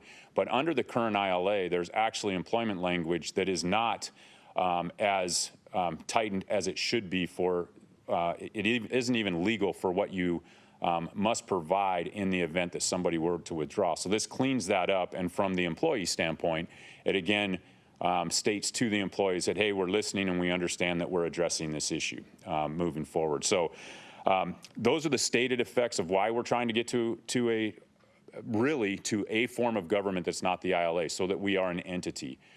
What the FAC looked at were the various forms of government that are available to us, including regional fire authorities, becoming one large fire district, and the nonprofit is what rose to the top. It most resembles what we do today. And here is the crux of what changes, okay? The ILA is still the governing document as it is today, that is then supported by the bylaws and the articles of incorporation that provides us the incorporation authority to become a separate entity. We are still governed by the ILA. A couple of things that came up in the comments earlier and I have received questions about. The funding formula. The fact is on the funding formula that it is very cumbersome. In fact, this morning, we gave your city manager a tour of what our funding formula is, and we went through the history of that funding formula. Very cumbersome and the most politicized part of Eastside, as is budget is for any government entity. But the fact is in the ILA, the board of directors has the ability to change the revenue formula, the funding formula in any given year with unanimous vote of the board, all right? We have committed, the board chair has committed that in the spring of next year that we are tackling the funding formula. Whether or not anything's going to change, I can't speak to that, but that there will be some discussion around that. One of the things, I think your city manager said it best this morning with the phrase, it's a zero-sum game. If one of the 5 partners is going to save money under our current funding formula to change to a new funding formula, then a different partner is picking up that fee. So unless you're expanding and adding a partner or you are contracting, you are not going to see a significant change in how money is paid or not paid going back and forth without hurting another partner in the agency. And the fact is that especially in the fire service nationally, consolidation and working together is the most effective and efficient way to deliver emergency services in the fire service. And what you do have here, and you started in 1999, and I complimented in my interview process 5 years ago, and I've continued, is the creativity to get together under an ILA and find a way to move this forward was a great move for a government entity to move. Very creative. And this nonprofit takes us to the next step. I will tell you, you will not find another fire department in the state of Washington, nor anywhere that I'm aware of, that operates as a nonprofit. This is very unique. And I think the reason that we're pursuing it and supporting it on behalf of the FAC and the EFR board is the fact that this maintains that ILA governance, which we have all been bought into for 20-some years, and it keeps the core of what we're doing at Eastside moving forward, but providing us the protection and the tools that we need to continue to operate and become even more efficient moving forward, okay? So that's a quick summary, and again, I just want to reiterate, we are not asking for action tonight. You will be, if this is supported by all partners and the EFR board is going to take all comments, I'm going to run everything through our attorneys again in October as it's slated right now. If there are minimal changes, then I would anticipate that the board would approve it and send it back to each of our 5 partners for final ratification, which would require each of you to vote in the affirmative in order to ratify this. So this is simply an opportunity for comment and for me to answer your questions and address anything else you'd like me to. So with that, I'd be happy to hear any concerns or address any questions or comments.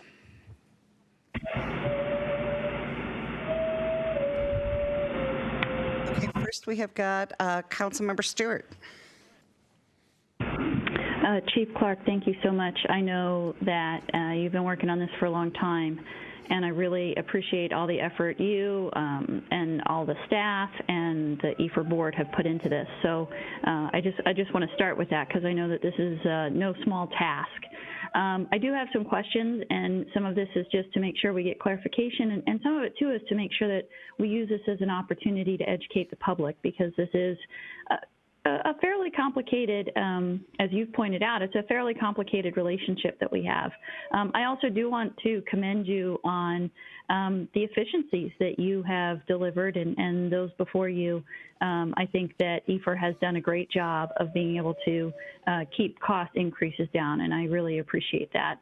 I think we all do. So with all of that, though, I do have some questions, and that is, you say that the ILA will still be the governing body or governing document as it is today. Can you explain a little bit about how that will work under this not-for-profit organization, if you will? And then I have a couple other questions as well. Sure. I guess not being an attorney, but providing you the best description I can is what the attorneys did is they took the interlocal agreement that exists today under the direction of the FAC. They were told to create the bylaws and the articles of incorporation to reshape us, basically reform us into a nonprofit, but that our governing document would still be the ILA. And that's exactly what's been written and presented to you. The ILA, in order to change the ILA, meaning interlocal agreement, it is currently set to expire in 2026, and there are specific provisions on how that automatically renews and what it takes for a partner to exit or what it takes to add new partners to this. Part of what's written also extends this by 5 more years to 2031. The reason for that, it came from a FAC member through the deliberative process, and that was to allow the agency another 10-year window, of course, for longer-term planning and solidifying the direction that we're heading. But that is the best legal answer I can get you from being a non-legal person, to say that the ILA is in fact the governing document. The bylaws and the articles of incorporation are simply the legal tools that allow us to form as a nonprofit. Okay, great. You mentioned this, and I recall being at one of the EFR board meetings where this was one of the questions. There were some concerns about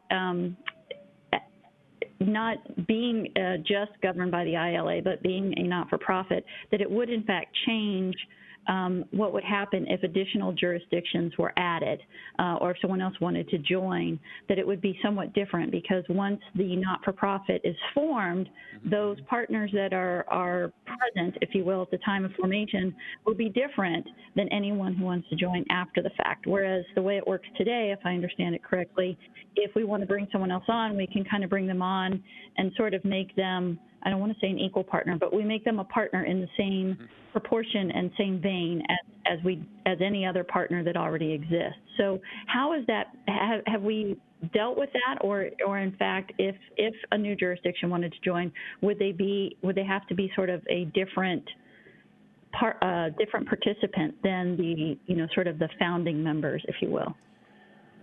Good question, and a good, again, the way that this has been crafted is that the ILA is our governing document, so joining the agency will be no different than what it was under the last process.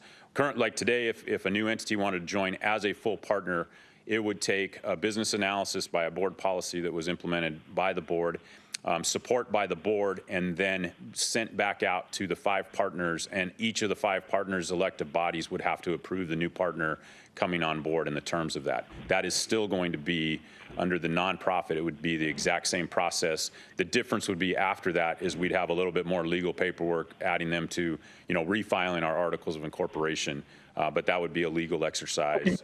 The process of joining would be exactly the same now. Okay, great. And so once, if and again, all of this is hypothetical anyway, but if a new entity did join, that's what would happen, is there'd be sort of a new filing so that they would be a similar participant or a similar partner like the other partners, because I think there was concern that they would kind of have to be like a sub-partner, and that would then have different implications in terms of liabilities and different things. So it sounds like that would all be handled. It's just that we would have to go through that process of basically kind of redoing the paperwork and adding them to it. Yeah, I think you're correct. And there are, as a non-legal person too. Yeah, and also in the board policy, there's more than one way to join EFR. And what I'm referring to is if you join as a full partner, and I believe the nature of your questions are if you join as a full partner. You could still contract with EFR, which would not involve the same process, and it's called out in different ways. And there would be, if you're annexed into EFR, that's different. So, but the partner portion of how you would join is what you're describing and you're asking the questions about. Yep. Okay, great, thank you. And then just to make sure, since former Councilmember Odell did raise it, if the ILA is in fact still the governing document, then that means that if a partner wanted to leave, and again, I'm not saying that anybody would, but just to address his concern, if a partner wanted to leave, it would be the exact same process as today. And I guess a follow-on to that would be, it would probably have to be somewhat different because you or the not-for-profit would now have assets. And so how would those, I don't know, but I think the nature of his question is if a partner wanted to leave, what would that process look like, and how would the assets then be divvied up if a partner in fact did leave? So if a partner wishes to leave, the exit provisions are clearly called out in the ILA. One thing that is addressed in the ILA now, based on feedback from the EFR board, is some clarification within the ILA, which states that the partner that decides to leave should carry the burden of leaving. The agreement, the updated agreement, simply identifies the full burden, and where before it was intended for the burden to be borne by the partner that was leaving, it is spelled out. So I'll give you an example. A very easy example would be if you gave your 3 years notice to leave the partnership. What was contemplated currently is that, okay, you give your notice, and that of course, when separation occurs, that there are employees that transfer over. There's implications on employees, there's implications with equipment, and then the exchange of money. What is never considered, although it's been stated by all partners that the agency that's leaving carries the full burden, is there may come a time, and I would anticipate the partner would ask me to stop hiring to fill empty positions in anticipation that they are going to downsize or change the employment numbers when they separate.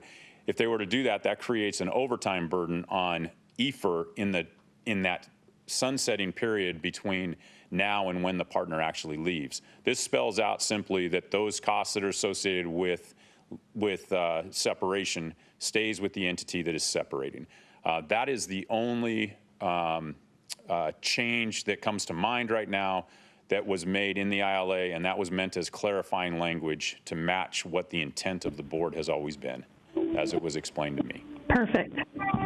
Wonderful. And then just, again, more for a public education, is there anything else that you think is different between the way things operate today and the way you foresee this would operate under a not-for-profit that you think, that you can foresee that we should be aware of? I appreciate the question. Honestly, no. As far as the operations at Eastside will continue the same way. It will not affect, this does not affect operations whatsoever. It changes the legal framework. It allows us to continue to work as an ILA without taxing authority, which is the uniqueness of this organization. So I think the crux of what makes Eastside stays intact, and it solidifies our liability, the longevity for our employees, and the stability of the organization itself moving forward. Great. Well, Chief Clark, thank you once again. Appreciate it, and appreciate you entertaining all those questions. You're welcome. Thank you for the questions. Okay, next up we have Councilmember Gamblin. Yeah, thank you, Chief Clark, for the presentation. I just find EFR a fascinating organization, how it was put together and how it's run. So there's going to be a lot of digestion going on here, a little bit of learning. Where would you suggest that council forward its questions to if we have specific questions on this? Is it to yourself? Is it to... Yep, just send questions directly to me. I'll be happy to meet with any of you. And we always have our FAC meetings and our board meetings. You're welcome to attend. I know I've seen you at several of them. So, but I think that's the best way. This is because we're not in your face every day. It is difficult to catch up on everything in the history, and it's taken me several years to do that. So, but I'll be happy to sit with you at any time. You'll be hearing from me. Okay, thanks. Thank you. Okay, does anybody else have any questions? Wow, they're letting you off the hook. Boy, you're getting off easy. I appreciate that, Mayor and Council. Okay. But you know where to find me if you do have any. Okay. I'll be sending out his number this evening. Thanks, Mayor. All right, thanks.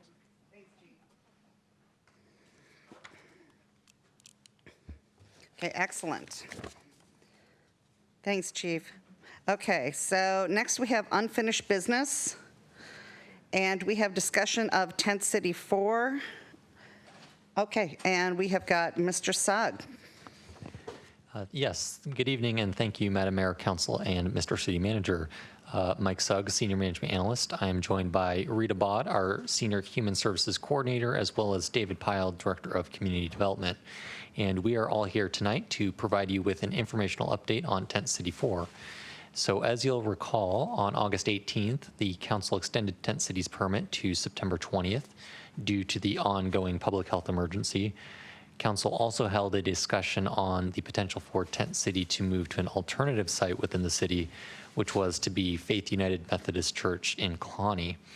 Rita has had further communication with the representatives from Mary Queen of Peace, Tent City, as well as Faith United Methodist, so we now have a bit more information compared to our last discussion on the 18th.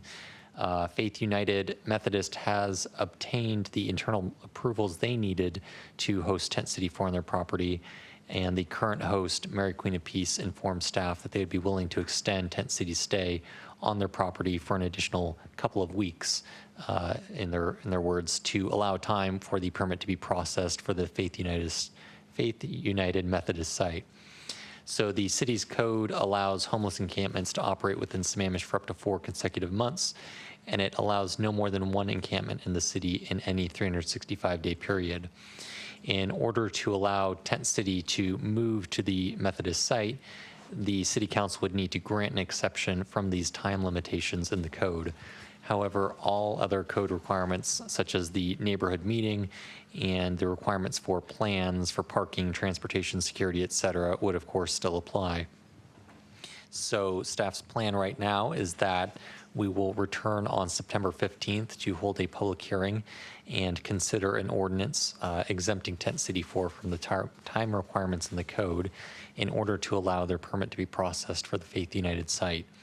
If the council does not wish to consider this ordinance, staff would, of course, cancel the public hearing. And while this discussion tonight was intended to be informational, if the council has any concerns at this point about the ordinance or about the public hearing that's scheduled for the 15th, now would be a great time to hear that kind of feedback. So with all that said, I will turn it back over to the mayor. Okay, so the ordinance, so we've got a public hearing on this coming on the 15th. Correct. Now because I know I had received letters on this from where it's moving to, so I want to make sure that letters have gone out to, where do letters go out to? To the area around? Yes, David Powell would probably be better able to answer this, but my understanding is that the permit applicant for the homeless encampment site must notify all residents within 500 feet of the site. And I believe there's a minimum number. So if there's not, I believe it's 500 feet or 20 households, Okay. whichever is greater. Okay. Okay. So that's something that Faith United Methodist Church would be doing. That's not something that the city would be doing. It's part of the permit requirements for Faith United. Okay, I know I was surprised, but it has definitely been pointed out to me that there was a long process when this was put into place, apparently. And so I was surprised. So council, do we have any questions regarding this? Oops, Councilmember Stewart? Yeah, I just want to thank staff for jumping on this. I know that it's additional work on top of an already hefty workload. And so I want to thank you for helping Mary Queen of Peace and the Faith United folks to help make this happen. I know that a lot of the burden is on them, but I know that you guys are helping them a lot, and I really appreciate it. This is a rough time for everyone, and I'm glad that we're going to be able to help and step up and help the folks who are homeless right now during all of this. So thank you so much.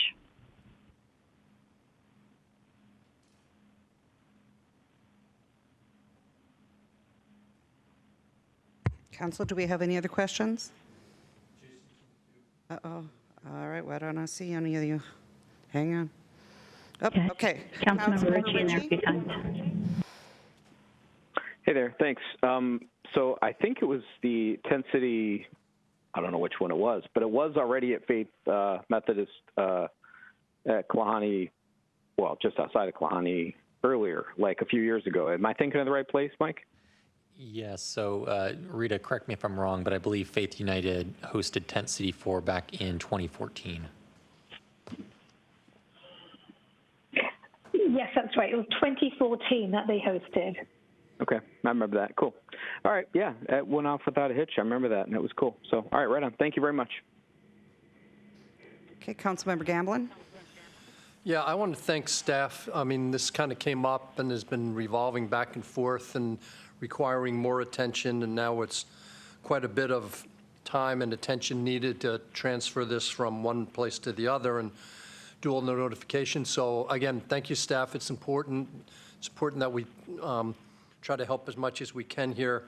So thank you for that, and we'll look forward to moving this along. And one quick question for City Manager is, you mentioned a public notice went out. Would it be possible for council, or maybe council can chime in here if they're interested, to see those when they go out, so that we're aware of what's being notified, and possibly just a quick description of, the distribution size or the distribution area, and then maybe just attach a copy of the actual piece that we can kind of see what's being notified and stay up to speed on that. Would that be feasible? Yes, in fact, we will do that, but no notice has gone out. And in this particular case, it's the applicant, their responsibility to do that and share that with us. Mike,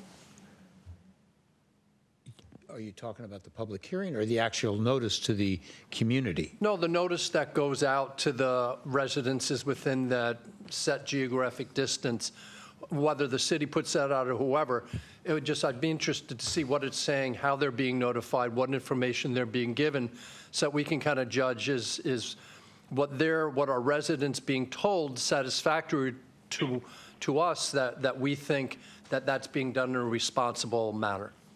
We will certainly do that. When we get the application, I think that will be part of the process. We will share that with the entire council body. Great, thank you. Okay, Councilmember Ross? Yeah, just a comment. I've been hearing feedback that they've been great tenants at Mary Queen of Peace, and they've certainly earned this exception to go to faith. So kudos to them, and we appreciate that. And Rita and Mike, I want to say thank you, because I think this was, I don't mind doing an exception because I think they've been great, but I think this is an exception that's been caused because of perhaps a lack of, how do I want to say it? Yeah, a lack of oversight, per se, by the people working on it. And I don't think that that's perhaps the right reason that we should be doing it. But be that as it may, we're in the position we are in, and I'm glad we've got a great group in there right now. I'm glad it's, there hasn't been any problems or anything. And so I do want to thank you, because I know, Rita, with you working on this and hurting them weekly, we will probably find a new site. Mayor Moran, this is David Pyle. If I may, I'd like to clarify one of the requirements that Ken Gamblin was asking about. Okay. Yeah, so David Pyle, Community Development. One of the things that the camp is required to do as part of the permit process, there are two formal engagement points that they're required to complete. The first formal engagement point is they are required to notify the neighbors and host a public meeting that is wholly sponsored by them. It is not a city-sponsored public meeting. It's sponsored typically by the host and by the camp.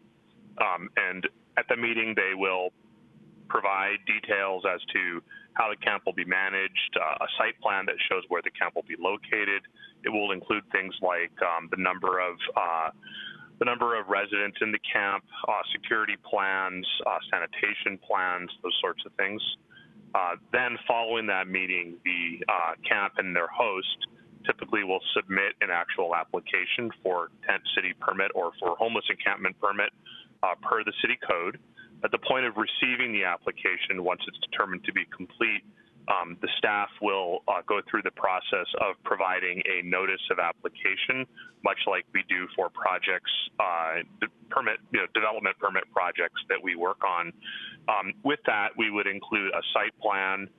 We would include information about how many residents will be at the camp, and we would also include with that the full file. We make everything available on what we call Hightail. It's an FTP type site. There's a link you can go to where you can access all of the information that was submitted by the applicant. And at that point, we typically would review it for compliance with the criteria and proceed with permitting based on feedback from the police department, from the water and sewer district, our building official, et cetera. So I hope that helps clarify a little bit of the points of contact with the community and some of the information that's provided with those notices that go out. Great. Thank you, Dave. Councilmember Trine. So I don't know who this question needs to go to, but are we looking at then on September 15th to return with an ordinance? And would this ordinance be for 4 more consecutive months?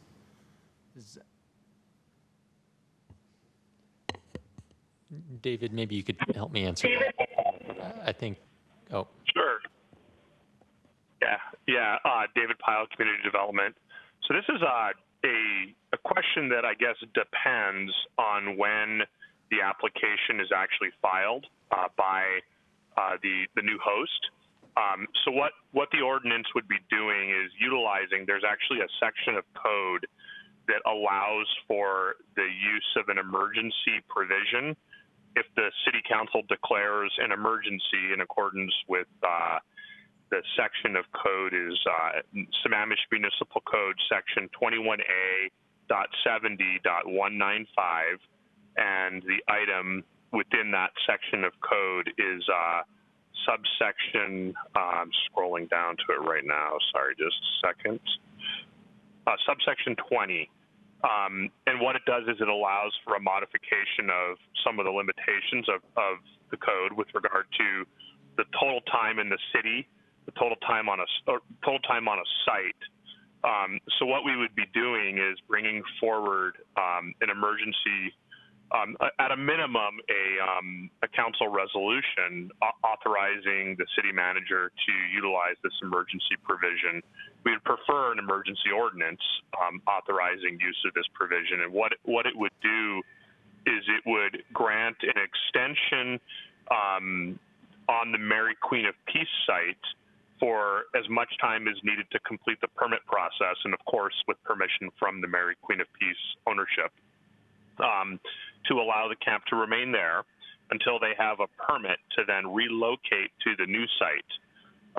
And then what it would do is it would also set an exception to the total time in the city, which is a limitation that is found in, scrolling back up again, in subsection 2. So in 195, subsection 2A says no homeless encampment shall operate within the city of Sammamish for more than 4 consecutive calendar months.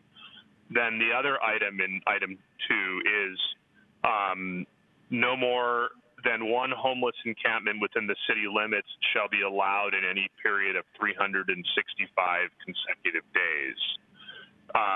So what we would be doing with that emergency ordinance is authorizing the use of the provision that allows for exceptions. You would grant exception to those 2 items, 2A and 2E, and we would then allow for them to locate to the new site with we would set a departure date, which would be included in the ordinance, and the council could elect to set that at 4 months or 6 months, or however long the council felt was appropriate for the camp to remain at the new site. Hope that helps explain that. Yeah, that explains it. So we're going to make an exception, and then we're going to have an ordinance. I gotcha. Wow. So, I mean, because I'm looking at it, what's September now? October, November? That takes us to January, right in the dead of winter. And COVID.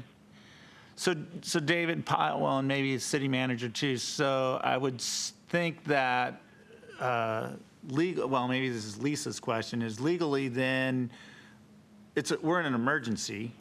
So in a sense, we could do this if we want, if it works out, right? If it's authorized. The council decided that we wanted to allow the camp after hearing public testimony, and if we hear what we think we're probably going to hear from the residents here in Sammamish, that they're generous and kind people, right? Some of them are looking at me. Okay, I think Sammamish residents, you guys are great. You're the best. So wouldn't we want to look at an ordinance that, like, at least for 4 months, And then we could then look at it to extend it if after January they haven't found a new site. Is that what we're looking at?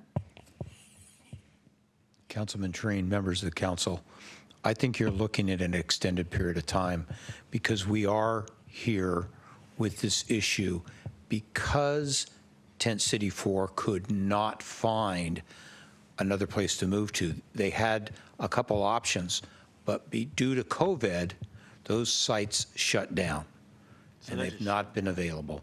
And COVID has made all the difference in the world and put us in a situation to extend our hospitality, our humanity, whatever you want to refer to it as, to allow them to stay in place because there has been no alternative. Now, the way I see it is that we have an alternative site. It happens to be in our city, extending our ability to grant them extended stay.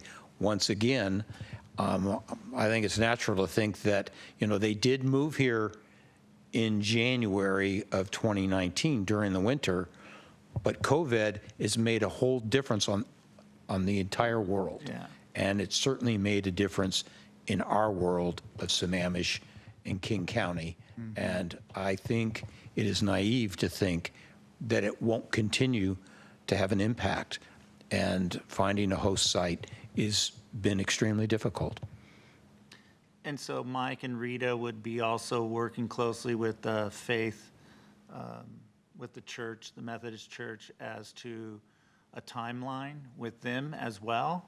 Is that something that, have you guys had conversations with them as far as how long they're even? Or is that something that David Pyle's going to see in the permit?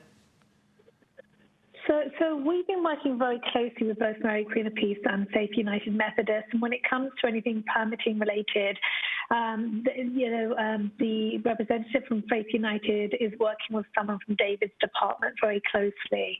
The onus is on them, but we're definitely, trying to, show them everything that they need to do and make sure they have the right resources and connections within the city. So I think that would be important to include on the 15th when the ordinance comes, how long is the church willing to have them housed there, right? So that should be part of what's coming forward. And then the neighborhood definitely should have their voice as to how long. I mean, the public will be speaking, I'm pretty sure. Yes, so we can get that information from Faith United Methodist about how long they could potentially host Tent City 4, if there are any, deadlines when they would need them off their property, so we can bring that back and have that ready for the 15th. And as David Pyle described to you all, there is a process there by the host, and the camp needs to have a meeting in the community and talk with them to get feedback from the neighborhood. No, it's not meant to be indefinite. That's why you have certain provisions in the code, and COVID has compromised everybody's ability to be more reactive or responsible in other areas and regions. But at some point, it's like they have to leave the city. There is, I don't want to be mean sounding here. But I'm also a parent, and there was a point when my kid had to leave the house. Like, you ain't staying anymore. Sorry. So that's tough love, and as much as we want to love on these guys, if there's a point, I hope I'm not sounding angry or mean or nasty, right? But at some point, Tent City needs to know you need to find a place outside the city, even if it is COVID.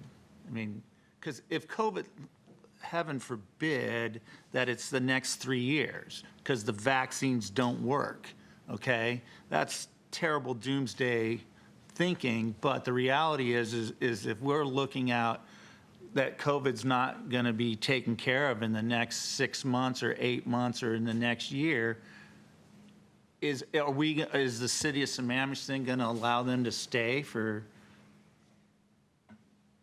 No, 10, 12 months? unfortunately, the burden comes back to the council, but I think you should expect that humanity and compassion lives outside of the boundaries of Right. Sammamish. Thank you. Thank you. Councilmember Stewart. Yeah, I was just going to say, I think we're getting a little ahead of ourselves. I think we have a couple of things we need to take care of right away. I appreciate Councilmember Treen's concerns. We don't know how long COVID's going to go, but if I recall, 10 City 4 has still been pursuing other locations outside of the city. So I think that message, I think they understand that. I think they're going to continue to try to pursue that. I think our job is to work with them and work with these other locations and make sure that we make what the right decision is from a humanitarian perspective. I don't think anyone is under the assumption that they can just stay here forever. I think that though we need to take this, kind of a couple of months at a time and work through it step by step. So again, appreciate all the work that staff's put into this in working with all of the entities involved, and I think we should probably take this step by step.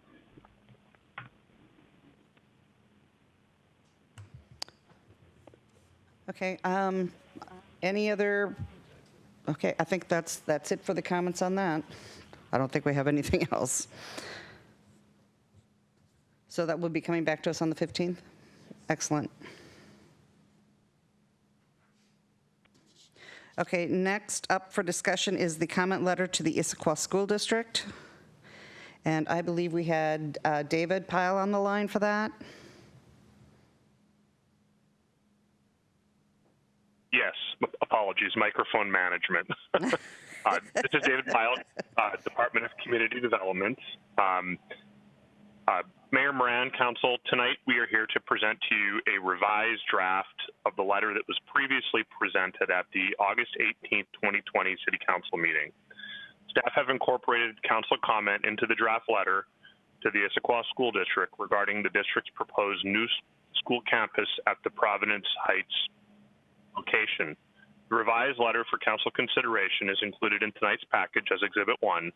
We are asking the council to review the draft letter and provide direction to the city manager, ask any questions you may have, and to debate the tone and the content of the letter as needed. Thank you.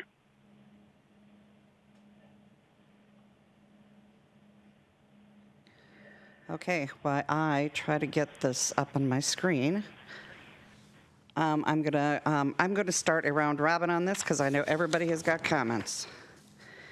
And so, since last time we started with Councilmember Ritchie, this time we are going to start with Councilmember Ross.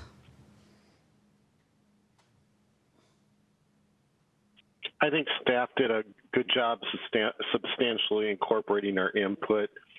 I think that it is written, I don't have any serious concerns. I think the opening, none of us are really happy about the placement of the school, but we do also recognize that we're kind of in an awkward position of trying to make the best out of the situation. So I'm hoping that this letter forms a collaborative effort to address some of those major concerns.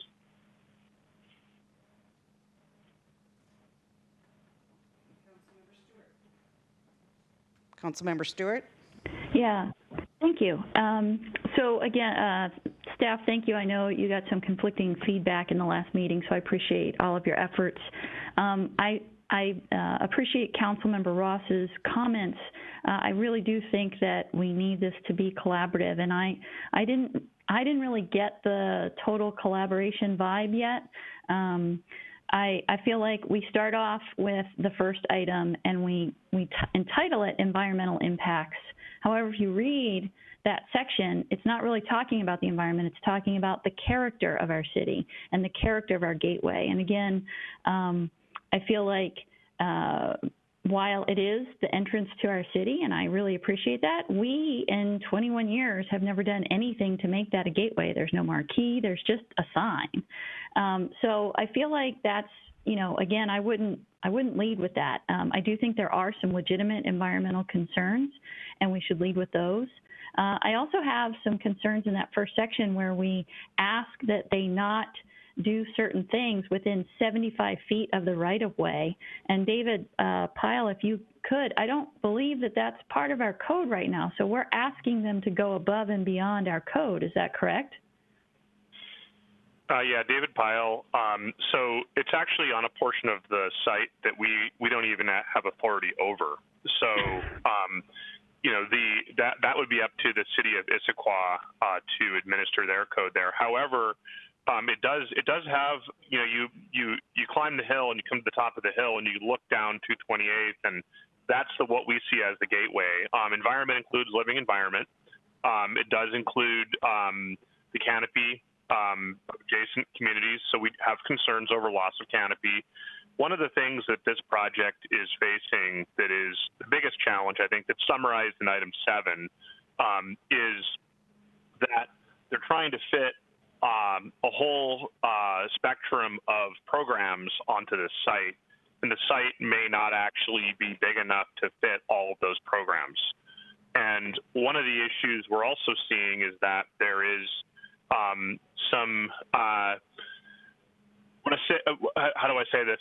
The response from the adjoining community, the Providence Point community, is asking that there be certain concessions made with regard to the area that adjoins their property line.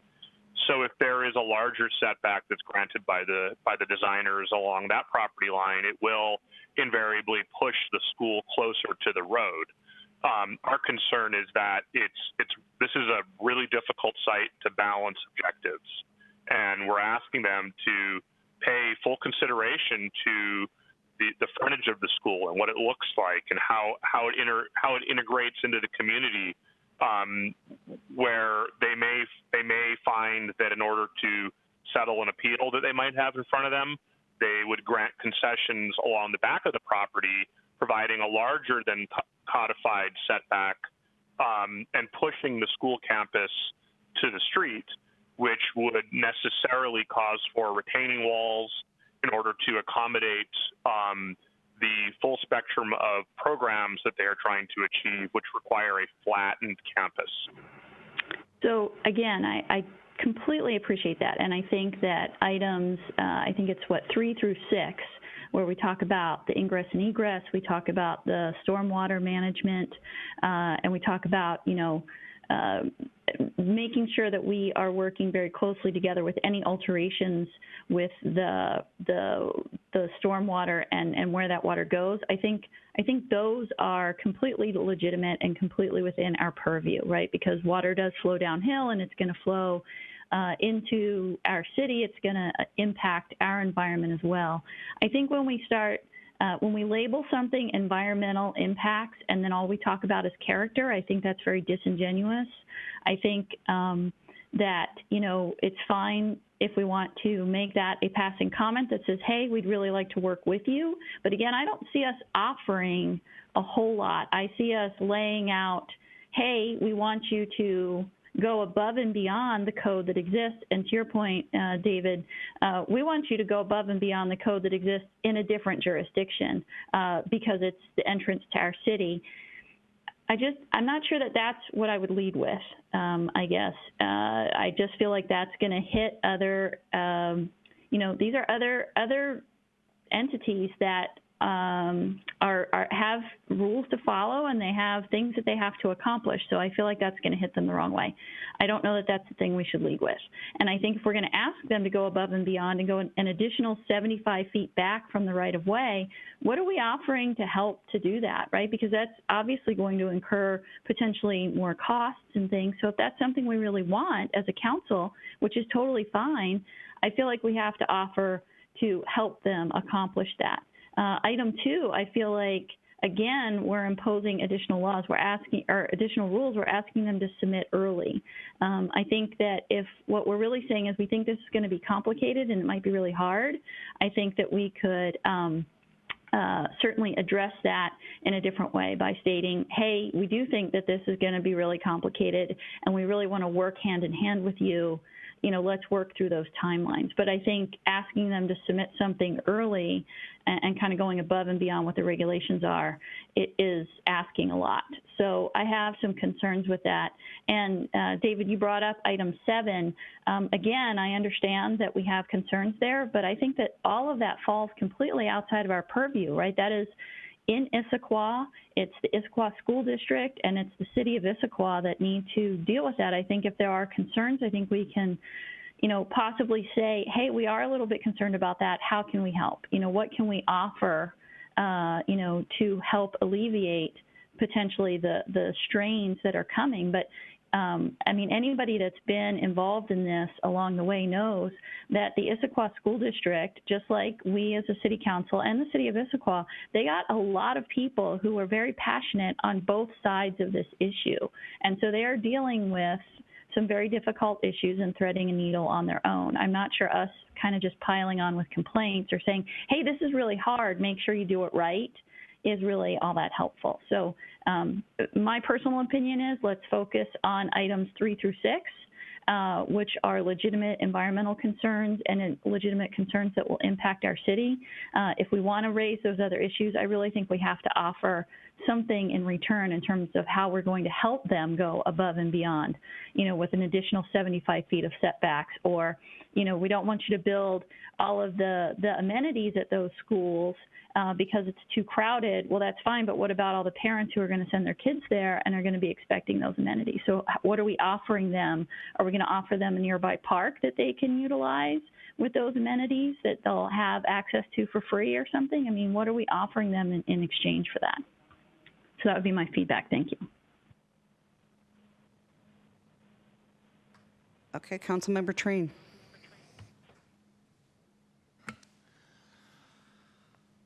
Let's help them out.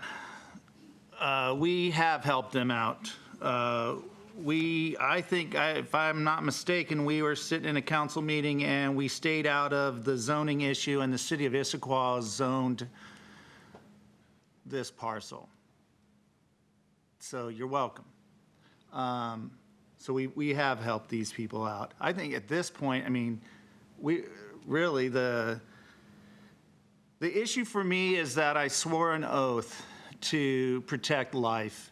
The Constitution of the United States, the Washington State's Constitution, the day I stood up there and took oath of office was to protect life. And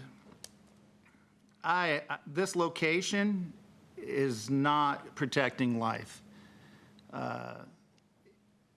With the way the traffic's set up, the fact that this location is in between senior living facilities, Providence Point is a complete senior center area, housing for those people, to not be able to get emergency vehicles to those locations during an emergency.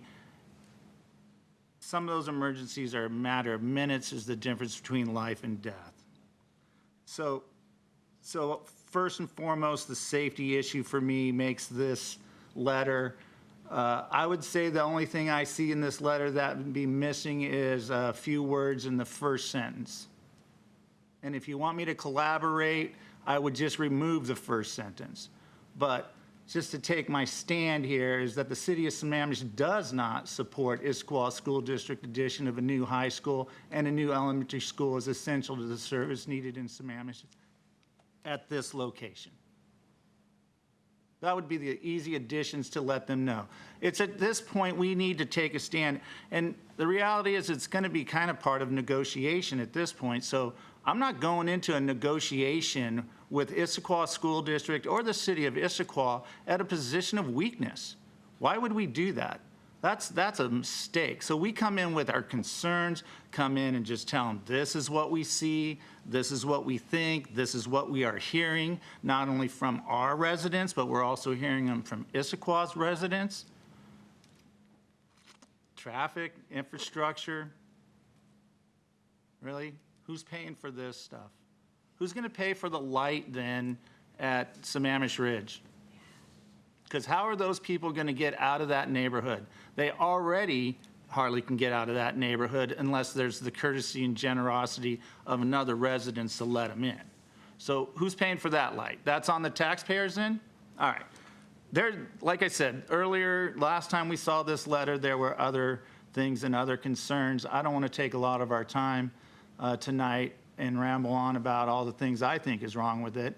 But yeah, we could just make a simple change on that first sentence, or in the spirit of collaboration, just eliminate it or change the word support, because I don't, as one councilman, I'm not in support of them building a school there.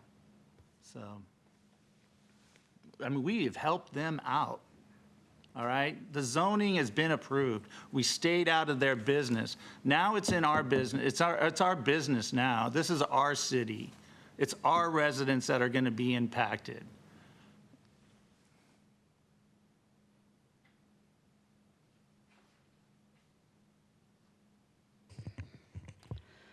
Wow, I have to follow that. Okay. Darn, I have to follow that. Okay, I have to say, I very much agree with a lot of what he said. I do not agree with that this is a great site for this school at all. I think we did our job, and, you know, fine, we did not get into the city's business of how they're going to handle their zoning. But I do not think that this is a good site for a school. And I don't think so just from what I would put first is I would put the safety reasons. We don't, at least in our city, we do not like to build things that only has one ingress egress. It's not safe. So I have some real issues with that. I have issues with the fact that that all of that transportation is going to come out on that hill, right by an elderly community, on a steep hill, on a road that handles a lot of our direct traffic going to I-90.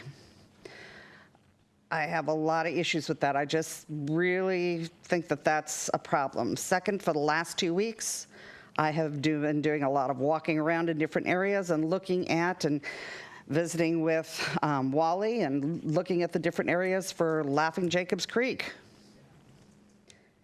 I got to tell you, what they do on this site could actually just wipe out Laughing Jacobs Creek. And so I think we have to be, I'm just shocked that they are building what they're building on this site. I don't know why they have to try to shove all this stuff onto one site. But if they do, it's unfortunate that Issaquah doesn't have the same standards that we do. But that doesn't mean that we shouldn't be telling them that, you know, we expect the standards to be high. And hey, every city, Issaquah, Redmond, Sammamish, we have all, and all the cities around the lake have put money into these spawning creeks. So the fact that we would be jeopardizing one of them is quite worrisome to me. I do not like the first sentence of the letter because I do not support the school there. I would rather eliminate the sentence. I realize that there's nothing we can do much about telling them to do to eliminate the school there, but I don't want to say that I support it because I do not. And that's about all I have to say on this round. I'll continue next round. And I hate that I have to follow you. Okay, next up is Councilmember Gamblin. Thank you. So I don't know if there was any way of getting around that this construction and this school location is going to be a net negative impact on Sammamish residents for all the reasons that this letter points out. And I believe the letter spells out these negative impacts. By the way, thank you for the staff crafting this. Very well done. Lots of input, lots of different ideas. The reality is we have very little to no control here. I agree with Councilmember Treen that this is not a good location for this massive project, but it looks to me like it's happening. So I also agree the first sentence is not good. I don't think it's a great location. I don't think we had the city, supports the school going there. But as it is, maybe change the first sentence, let's get this letter out, and let's get back working on things we can control rather than things like this that we can't control. I think we've made our point quite well. Thank you.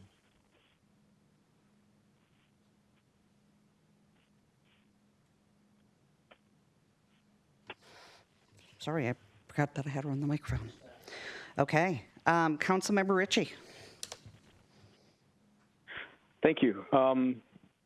So my first inclination is to say that it sounds like there's quite a bit of disagreement about whether or not this letter is representative of any majority on the council. I don't know. I mean, I'm hearing some interesting viewpoints. So having said that, my viewpoint, for whatever it's worth, is I agree with Councilmember Gamblin that we're definitely spending a significant amount of time on something that we don't have a whole lot of control over or input on. I'm not sure a letter is needed at all, good, bad, or otherwise, yes, no, or otherwise. I, for one, support it. I think the school itself, I think our schools definitely are reaching capacity or may have already reached capacity, depending upon how you measure. I think we have a very limited area on the plateau for any additional schools. And if I hear a lot of people, at least in this council, I've heard a lot of people complaining about people being bussed off the plateau, God forbid. Well, here's an opportunity to have a school on the plateau. As far as the traffic thing is concerned, we could just reduce the speed limit and we could put in a traffic light. We could work with Issaquah to share costs on the school that the Issaquah School District is using and that those of us on the south side of the city are utilizing.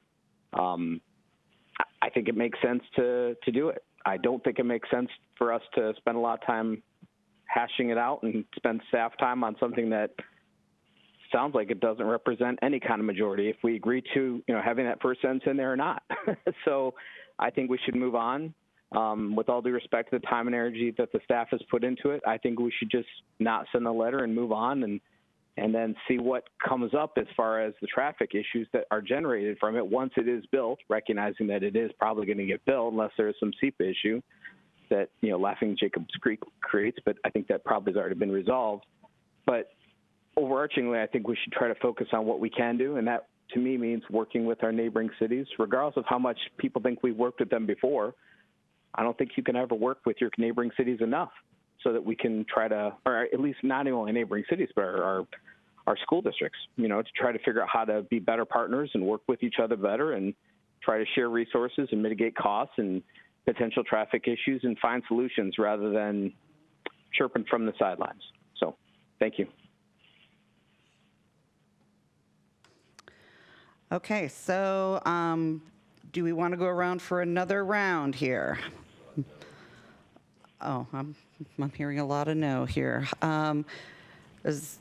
Who else has comments? I know I have another comment, but. Okay, so Councilmember Ross. Councilmember Ross?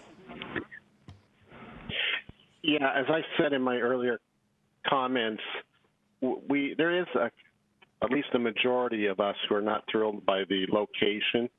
And so I'm not adverse to adding at the end of the first sentence, although we do think we have schools and school capacity is putting more pressure on our capacity, that we do agree that a new high school and elementary school would help serve the needs, but then at the end of that sentence, but not at this location. I think that's what the point we're trying to drive home is we're not thrilled with this location. I think we should be honest. Now, collaboration is not a position of weakness when the city of Issaquah and the district holds all the cards. So that's something that we just have to deal with. We have to work through those issues as long as they're holding all the cards. We can't tell them to go take a hike because we have no leverage. Now, with that said, that's why leverage, but leverage with strength, leverage with honesty. So maybe we add that at the beginning. Councilmember Stewart? Yeah, I would agree with Councilmember Ritchie that it's clear we don't have a consensus amongst the council. So But what I do hear a consensus on, or at least a majority, and I agree, items 2 through 6, right, where we talk about the ingress and egress and we talk about the stormwater management.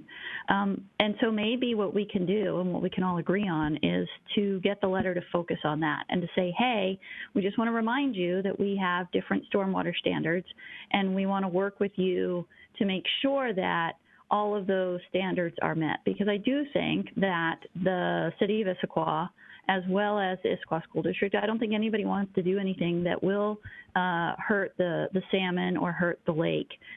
So I feel like maybe the right way to go here is to not so much talk about the character, but let's focus on the safety issues and the stormwater management pieces and just put something in there. And again, let's strike a collaborative tone because we don't have a lot of control. And I think the more we come at this from a position of collaboration and willingness to help, the more we will be able to achieve the goals that we're hoping for. So maybe we can just reduce the letter a bit and focus on those items. Okay, and then I'm going to comment, and then we're going to go to Councilmember Treen. One, I agree with what Councilmember Ross said. I think that I like the way he rephrased the sentence, and I don't have a problem with the first paragraph. I just would perhaps not have it as the first paragraph. I might move it to the bottom because I agree with Councilmember Stewart. It's not something that we've really talked about much in the past, but I don't think that that is something that we should give up as something. Just because we haven't talked about it in the past doesn't mean it's something that isn't of value. And so I just think that shouldn't be, we should put it as our highest priority at the top and move down from there. That would be what I would suggest. Other than that, I think it's fine. Get it out, be done, make with those changes in mind. And then with that, we're going to move to Councilmember Treen. Stole my thunder. So just put the order different from 1 to 7. Move 1 down, right? It doesn't have to be right there in the letter. I mean, I'm thinking really for our residents, safety issue is number 1, and our driving experience, the traffic. And then, and then the environment, we definitely need to be pushing the fact that, where's the stormwater going for Laughing Jacobs Creek down that hill? And then, how many trees are they going to remove? And the reality is we know as soon as, at least the plans I looked at and what was presented by Issaquah School District, when they build that school, it's going to be full. And the initial plans, you look at the plans that they drew out, the wetland, the small wetland that's up there and the trees are all still in the plan. And then you look underneath that little plan of the trees and the wetland, and there's the foundations for the portables. So all those trees go away, and so does the wetland. Now, we can't do anything about that because it's not our project, but that's what's going to happen up there. So we need to at least save the trees along our roadways. That's protecting the environment. That's what's included in that number 1. So yeah, it should still be there. If they're going to push the whole project onto our city street, then we should get something for that later. Okay. All right. With all that comment, I think we can move forward with the letter, just changing that first sentence around and with the paragraphs in a priority order. Thank you, Mayor. I will take a crack at redrafting it, send it over to the city manager, and he can route it to yourself for final review and signature to send off to the school district. Great. Thank you. Okay, and I've been hearing a little bit of whining here at the dais, so we need to take a health and safety break. And so let's take a Sammamish 10, and returning at let's say 9:35. Is the discussion on, our small business recovery grants. And Mr. Sugg, I'm going to let you take the discussion on that. Yes, thank you. Once again, Mike Sugg, Senior Management Analyst. On July 14th, the council approved a $250,370 grant program to support local small businesses as they began to recover from the effects of COVID-19. This program included $152,000 in city funding plus $98,370 in pass-through CARES Act funding from King County. The application closed about a week and a half ago, and we received 47 applications by the deadline. Those applications were reviewed against the minimum eligibility criteria that the council established, during which 5 applications were found to be ineligible for the reasons described in the agenda bill. This leaves 42 applications that meet the council's criteria, and those are listed in Exhibit 1 to the agenda bill tonight. So dividing the total program funding of $250,370 by the 42 eligible applicants results in a per applicant award of $5,961. So tonight, staff are looking for the council's direction on whether to proceed with distributing the grants as outlined in the agenda bill.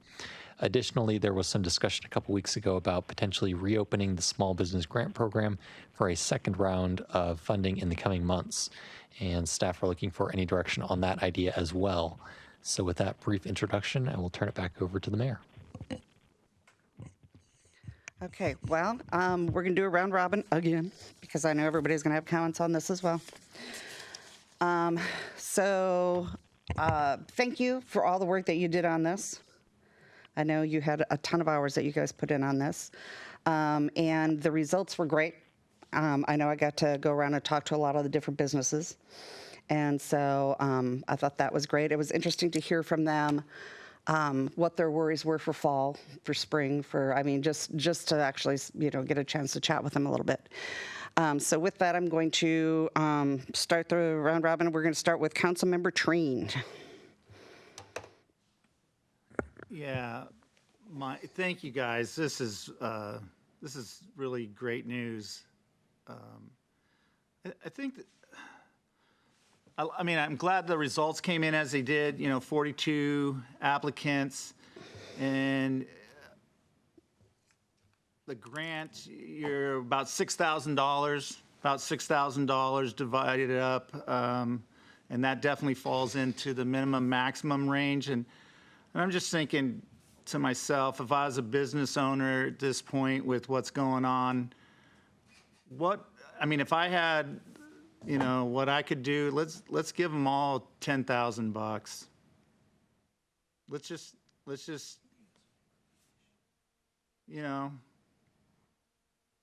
what would be the additional amount on that if we were to just give them the max? Council Mayor, I was just pushing the pencil. We have the city original, we had $98,378 from the county, and I think 152,000. Okay, my math is going to be off. About 100. It's 170 extra. Yep. So And what if we did something like, then if we were going to do a second round, then these guys just wouldn't qualify for a second round of funding if we were to just hand them all, help them out. Let's help them out. And so just an idea, just, throw that out there for the council to discuss. Thanks.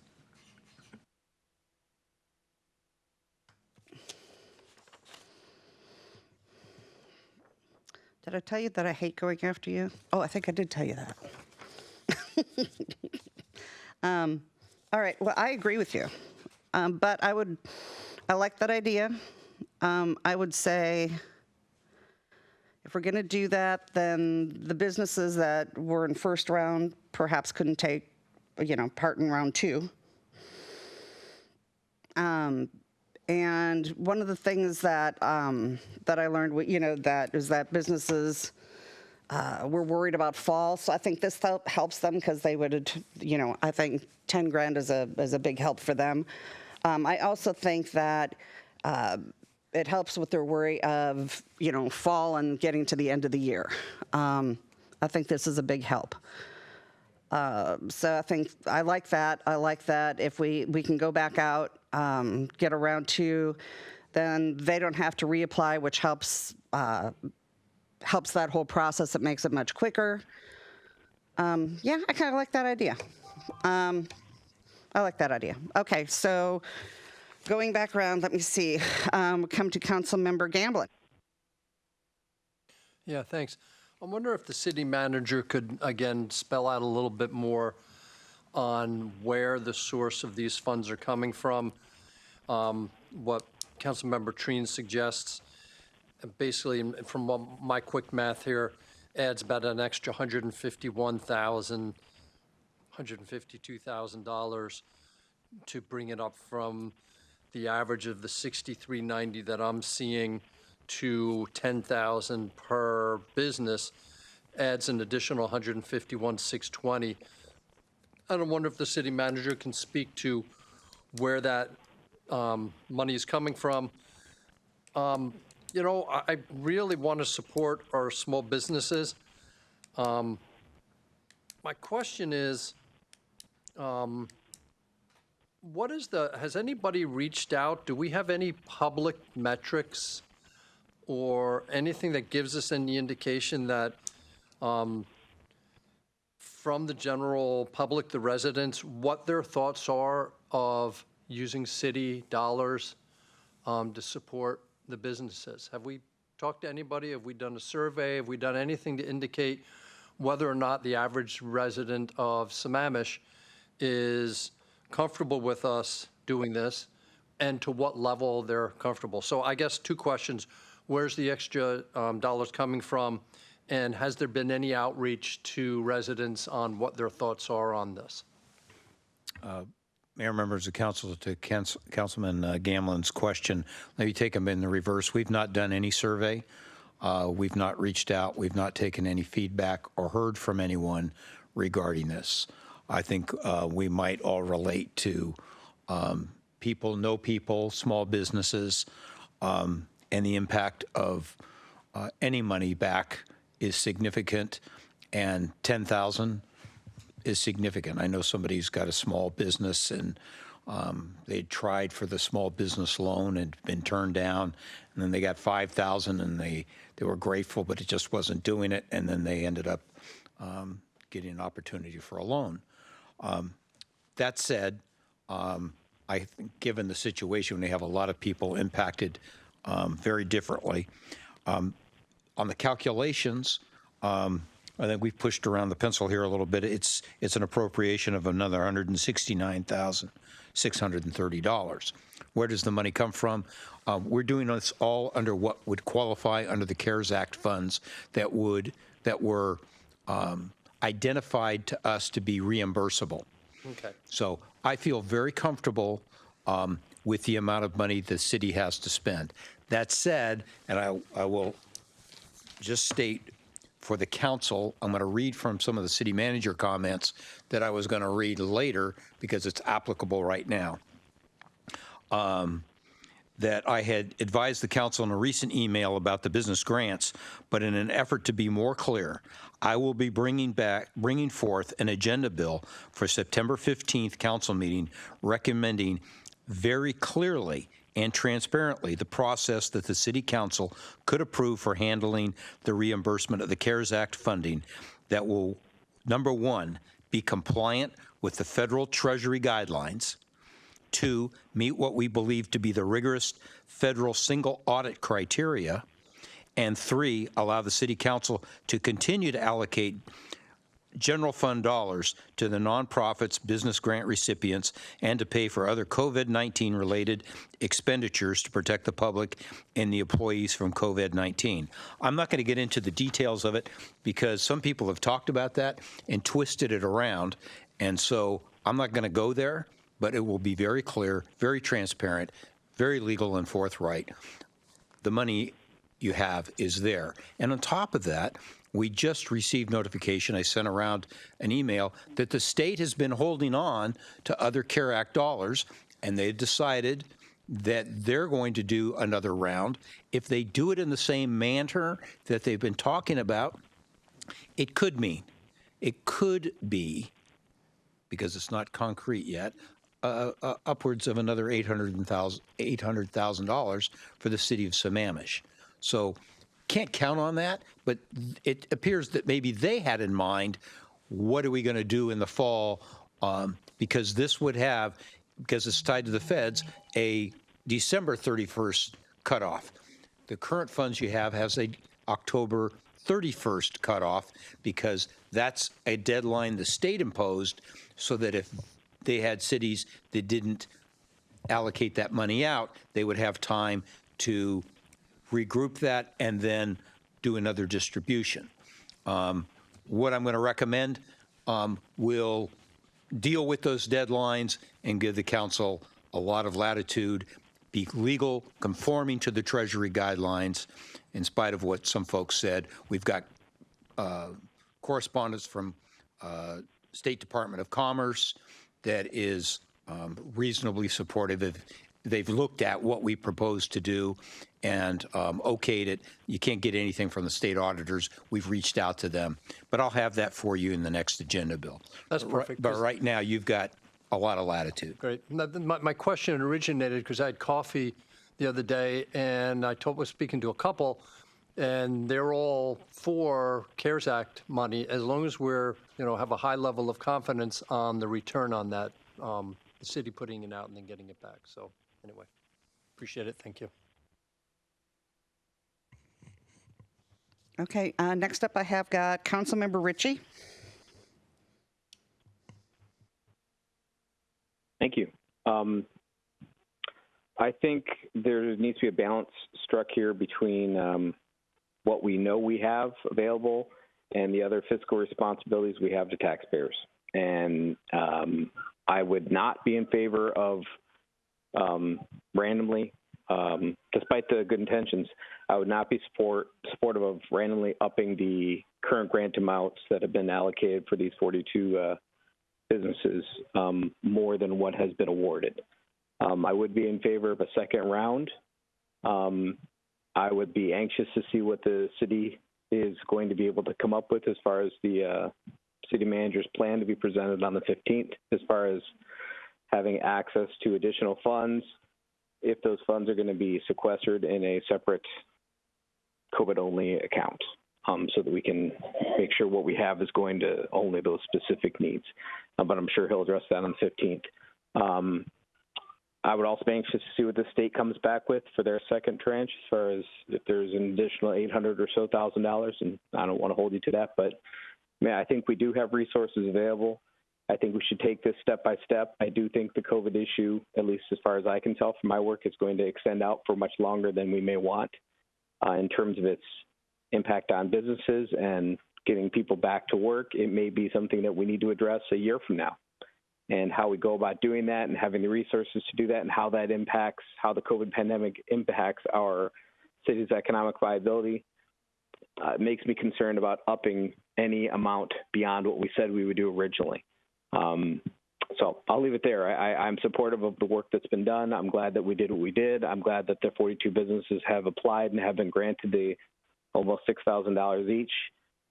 But I definitely think we should keep our powder dry and make sure we're ready for additional needs as they become apparent and as we move forward, and recognizing the fragile physical condition of our city moving forward. Thank you. Councilmember Ross.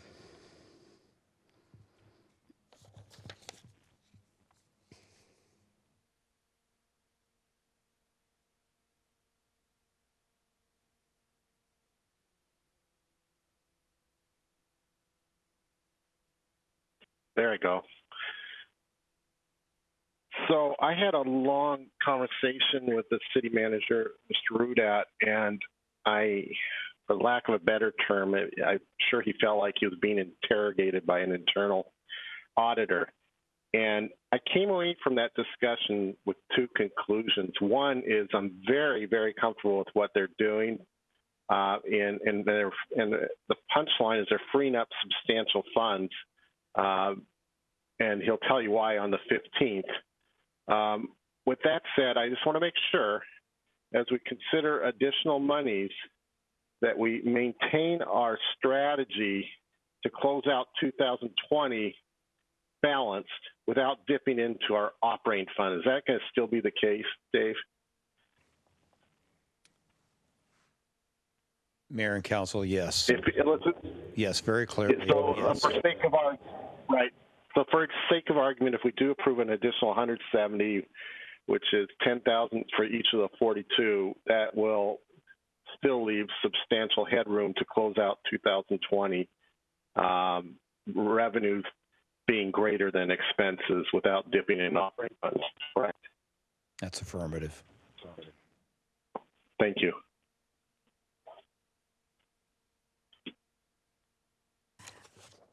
Councilmember Stewart? Thank you. I have mixed emotions about this. I mean, you know, I've been pushing for this, and I love the idea of giving our small businesses more money. Mr. City Manager, just to clarify, because as I understand it, this is all reimbursable CARES Act funding that we need to spend on legitimate, COVID expenses, and this would be one of them. So this would have no impact on our operating funds whatsoever, because this is all from the reimbursable dollars. That's correct, yes? Yes, ma'am, you're correct. Okay, perfect. Thank you. So I'm not really worried about the additional funds, because the funds are there. We got the $1.9 million already. My concern and my only hesitation, and I'm not sure how I feel about this since, you know, this is just a suggestion. My concern is the perception of fairness. So we created the program in a way that, we set forth the parameters, and then people applied based on those parameters, and then that money's allocated across the board so that there was no consideration of who applied or who would get that money. And I am not implying that any council member is doing anything, inappropriate, but it just feels wrong to me that we would change those parameters only after getting the list of businesses. And again, I'm not implying that anyone's doing anything wrong, but it just doesn't feel like the right process to follow. So I would be much more comfortable with us having a set of parameters that we put forth in a second round and allowing these businesses to apply again, but potentially adjusting the monies that says if you've received funding before, you can't receive more than a maximum of X dollars, so that this group of businesses wouldn't get more than another group. I just feel like,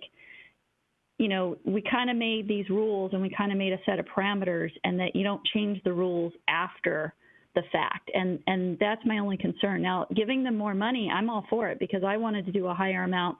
As a matter of fact, my original motion was to have a minimum of $2,500, not a minimum of $1,000. So from that perspective, I'm really open to it. I'm just not sure. And I don't know if the city attorney can comment. Are there any concerns with us changing those parameters after the fact, after we kind of put this whole thing out there?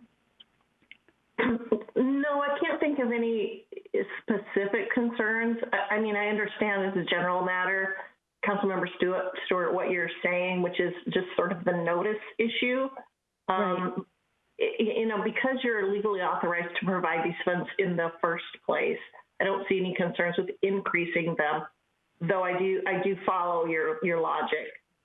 Yeah, I just feel like there's a perception issue here, right? And again, I'm not implying that anybody's doing anything wrong, but from a perception standpoint, I feel like you don't make a set of rules and put it out there, because I think some businesses may have, had they known that we were going to have this higher bar, right? I mean, the council specifically lowered the minimum amount. And so I think I'd rather hold on to the funds and do a much larger second round and do a much longer notification period and focus more on making sure that we get the information out more broadly and with more notice to people, and letting them know that it would probably be a higher amount. I think that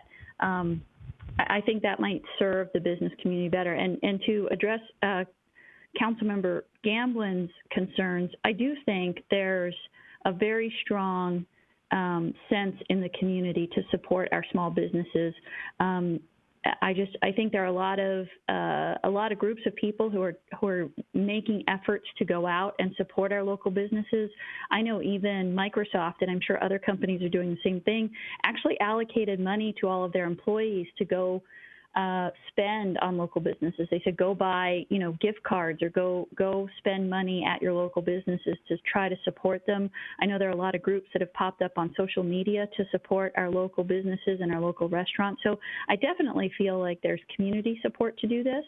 I think I would just rather do a second round of funding and go ahead and leave this funding as it is and do a second round of grants and not necessarily exclude these businesses, but again, we could write in there a provision that says, businesses who've already received funds won't be able to receive more than X additional funds. So that would be my recommendation. But I really appreciate, Councilmember Treen, your suggestion. I think that, the more we can support our small businesses, the better. So really appreciate that.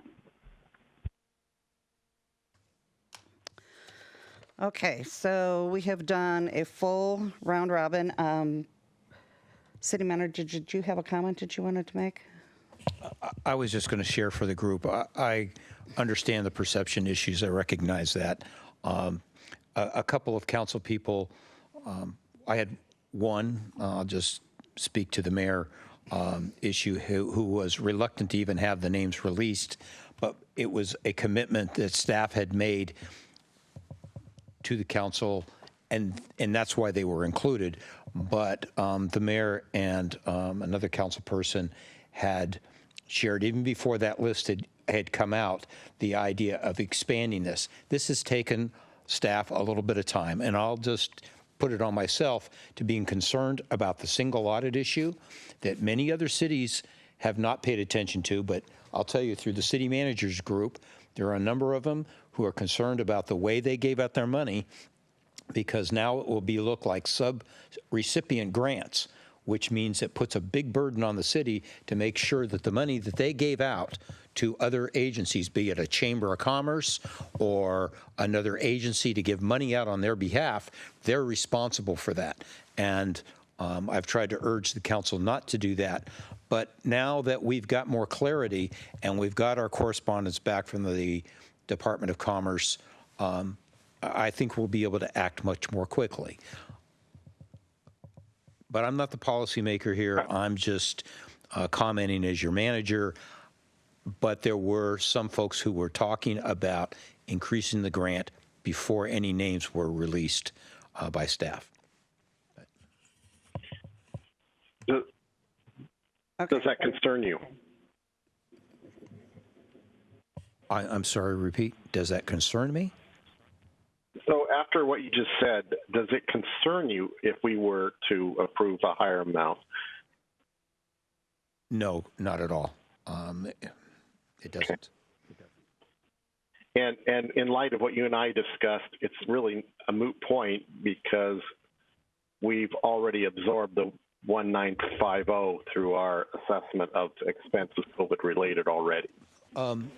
Well, we have a significant amount of money. We don't have any money yet because we've not done our reimbursement documentation and submittals. Okay, but that said,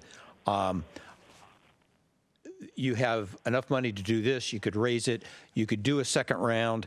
And, I went down to the food drive and spent 3 hours down there with those folks to try to connect, make some connections, and do my part in trying to help take in the food and meet folks. And I'll tell you, I urged both organizations to correspond with me and tell me what their needs were. So I was very clear, and I'm still waiting to hear back from them so that we could perhaps help them more than what we already have. And I'm very comfortable with that. And I think you'll see that in what I'm going to present to you. But I'm not going to go over all those details because I can't give them. No, I don't. I can't be comprehensive enough, and somebody's going to take it and twist it around, and so you have to wait for the big surprise. But it's a real good news story is what I gathered talking to you. So I'm looking forward to that, and but thank you. There's just been such a concerted urge to get the money out. Now you've got an opportunity to start doing that. So.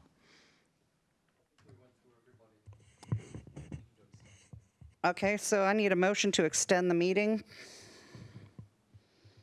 So motioned. Until what time? Till 10:30. How much time do you think we need for executive session? 15 minutes at the most, okay. So 10:30 might work. Okay, let's do 10. Mayor, I'll go ahead and move. Okay, Councilmember Stewart? No, go ahead. We have to vote on this motion. Sorry. Okay. So, Councilmember, could you repeat your motion? Extend the meeting till 10:30. Okay, second?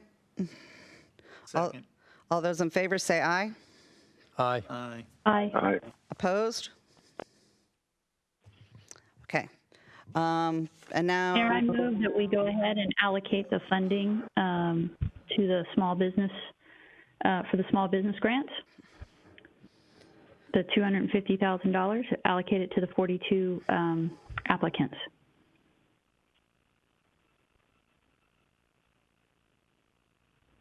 Because we have to approve that, correct? Well, we have to approve a motion. We have to pay them somehow. So do I hear? I'm waiting for a second on that motion. You have a second. Okay. Having a first and a second on that motion. Any discussion? Well, just speak to the motion. I'd like to see us get those grants out, and then we can start talking about a round two, especially if we think we're going to get some more money. We may be able to allocate even more in the second round, which again is another reason why I wouldn't want to do anything that would eliminate the current list of grant requestors from being eligible for another round. Councilmember Treen. I will not be supporting the motion. Okay, Councilmember Ross. Yeah, Councilmember Stewart raised a point about expectations of what we advertised, but I think the only thing we did is change the funding, and everybody knew they had a high-end potential of $10,000. I'd be more concerned if we advertised the high end of $5,000, and they'd say, "Oh, darn, I would have applied if it was $10,000." So I think everybody knew their maximum potential. With that said, I would like to offer an amendment similar to Mr. Treen, is that we increase the per amount to $10,000 each of the 42, and that we any second round, they're excluded from the second round. We give other businesses that haven't had the opportunity in the first round to participate in the second round, excluding the 42 that in this motion gets $10,000 each. Okay, I have another motion on the floor. Do I have a second to that motion? Second. Okay, so taking that motion, all those in favor say aye. Aye. Hold on, don't we get to discuss that one? Well, we have to discuss that one first. Okay, we've gone 10 rounds on that one already, but okay, let's go back and let's discuss. Do you want? Well, I'd like to offer another amendment. Okay. Well, I'd like to say if you'd like to up it to $10,000, I don't think we should eliminate the eligibility of these 42 right now. I think we can include that in the rules if there is a second round. Because if for some reason the second round we decide to offer 15,000, then that wouldn't be fair that we've already excluded these. So I would like to offer an amendment, a second amendment, which is that we don't restrict this group of 42 for a future round at this time. Lisa, can you have an amendment on an amendment? two open amendments at one time, and then you just vote on them in reverse order. All right. Okay. So,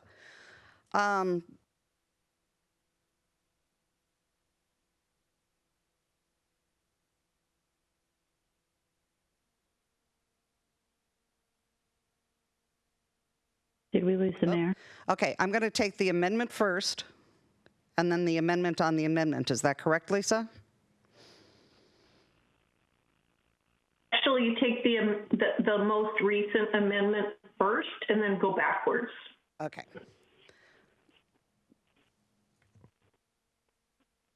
So I'll restate my motion, which is that we not restrict this group of 42 participants from any future grant funding at this time. Okay, and I'll second that. Okay, so any discussion on that? Okay, hearing none, Jason just came into the queue. Councilmember Ritchie. Sorry, Mayor, I was in the queue before, but I'll speak to the amendments, both of them. I do not think we should be in the business of restricting people, businesses, our small businesses, our constituents, from any taxpayer-funded grants, period, full stop. There's no reason to do that. We don't know where this goes. We can change it as we're going down on this road here, this never-ending, winding road of COVID. I do not think we should stop or limit or presuppose where that's going to end. Having said that, I am a huge fan of upping it. That's where this conversation started from some of us. I think it's a great idea that we're doing it. I support that. I just want to make sure that we're not limiting. And so I'll put it this way.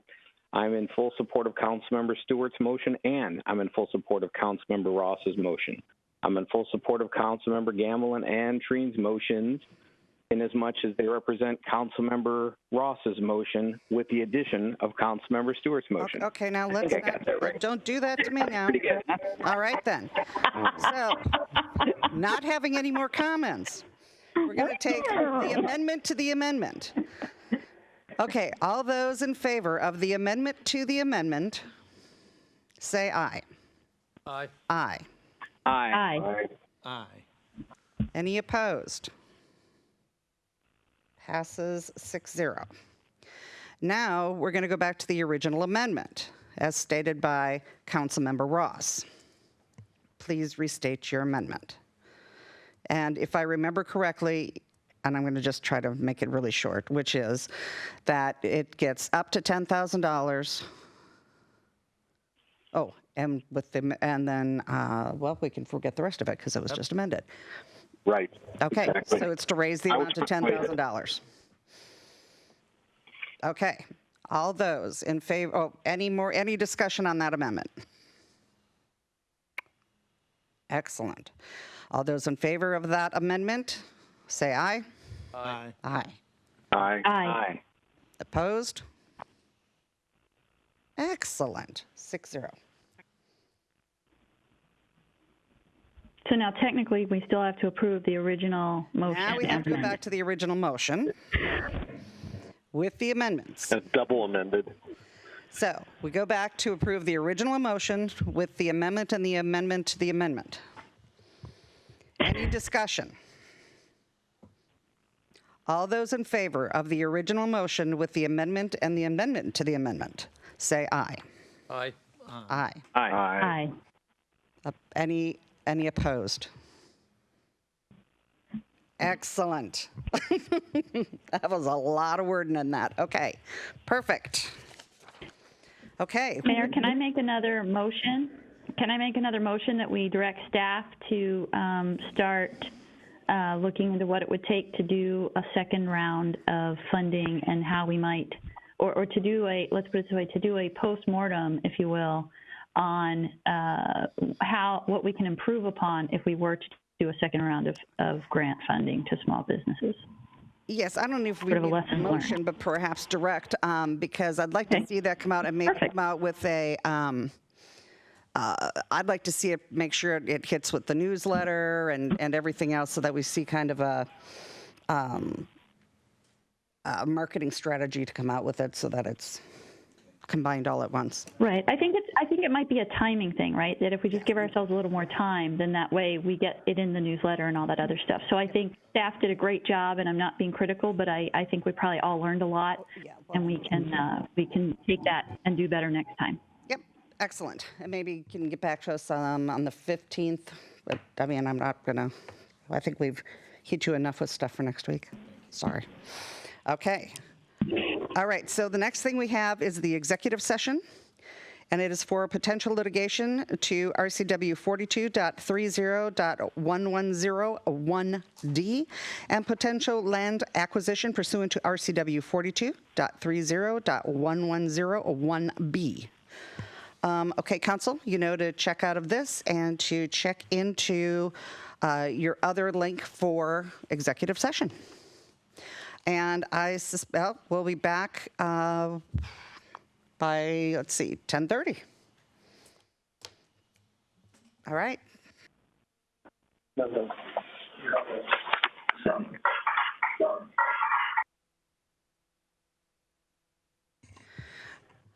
Okay, Council, we are returning from executive session.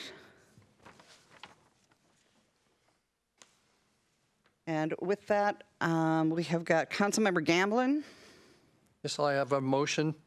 I'd like to authorize the city manager to purchase real estate on a portion of parcel number 098280-0000 from USCMF Boulder Creek LLC in the amount of $3,500 plus associated closing costs, up to $1,500 of incurred attorney fees for the purpose of the Issaquah Pine Lake Road project road right-of-way. Second. We have a first and a second. Any discussion? Hearing none. All those in favor say aye. Aye. Aye. Aye. Aye. Opposed? Before we dismiss, we had a couple of things from the city manager. Thank you, Mayor, members of council.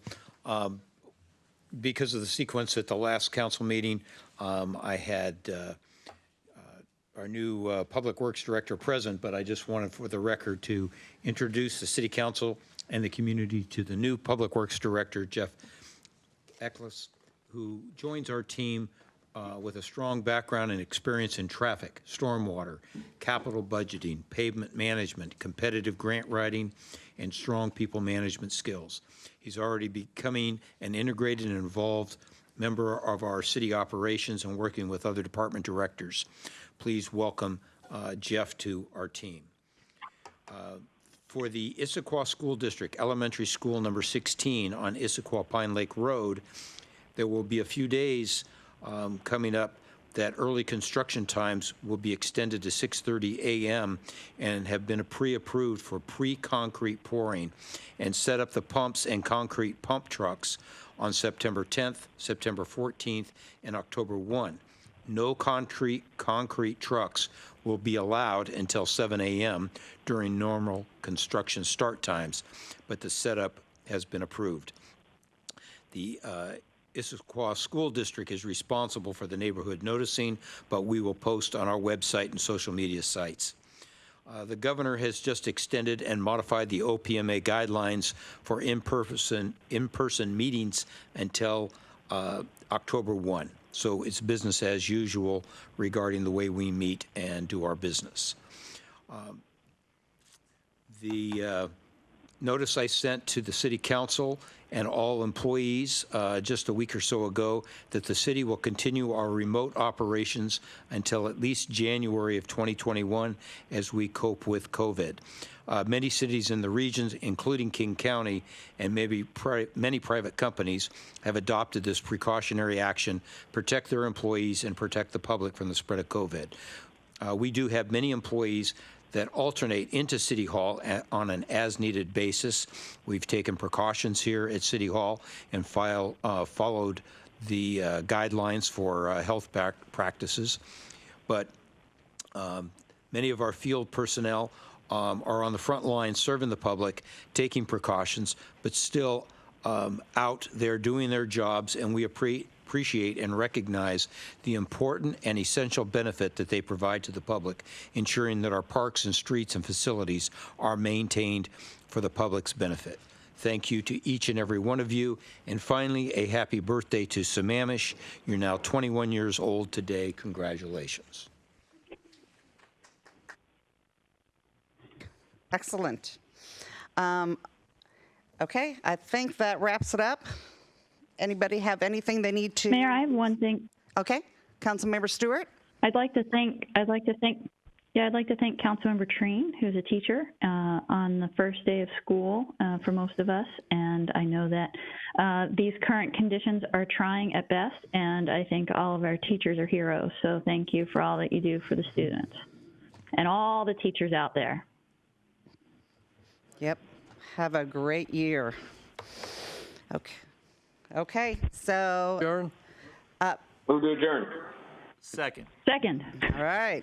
All those in favor? Aye. All right. You guys have a great week. We'll see you next week.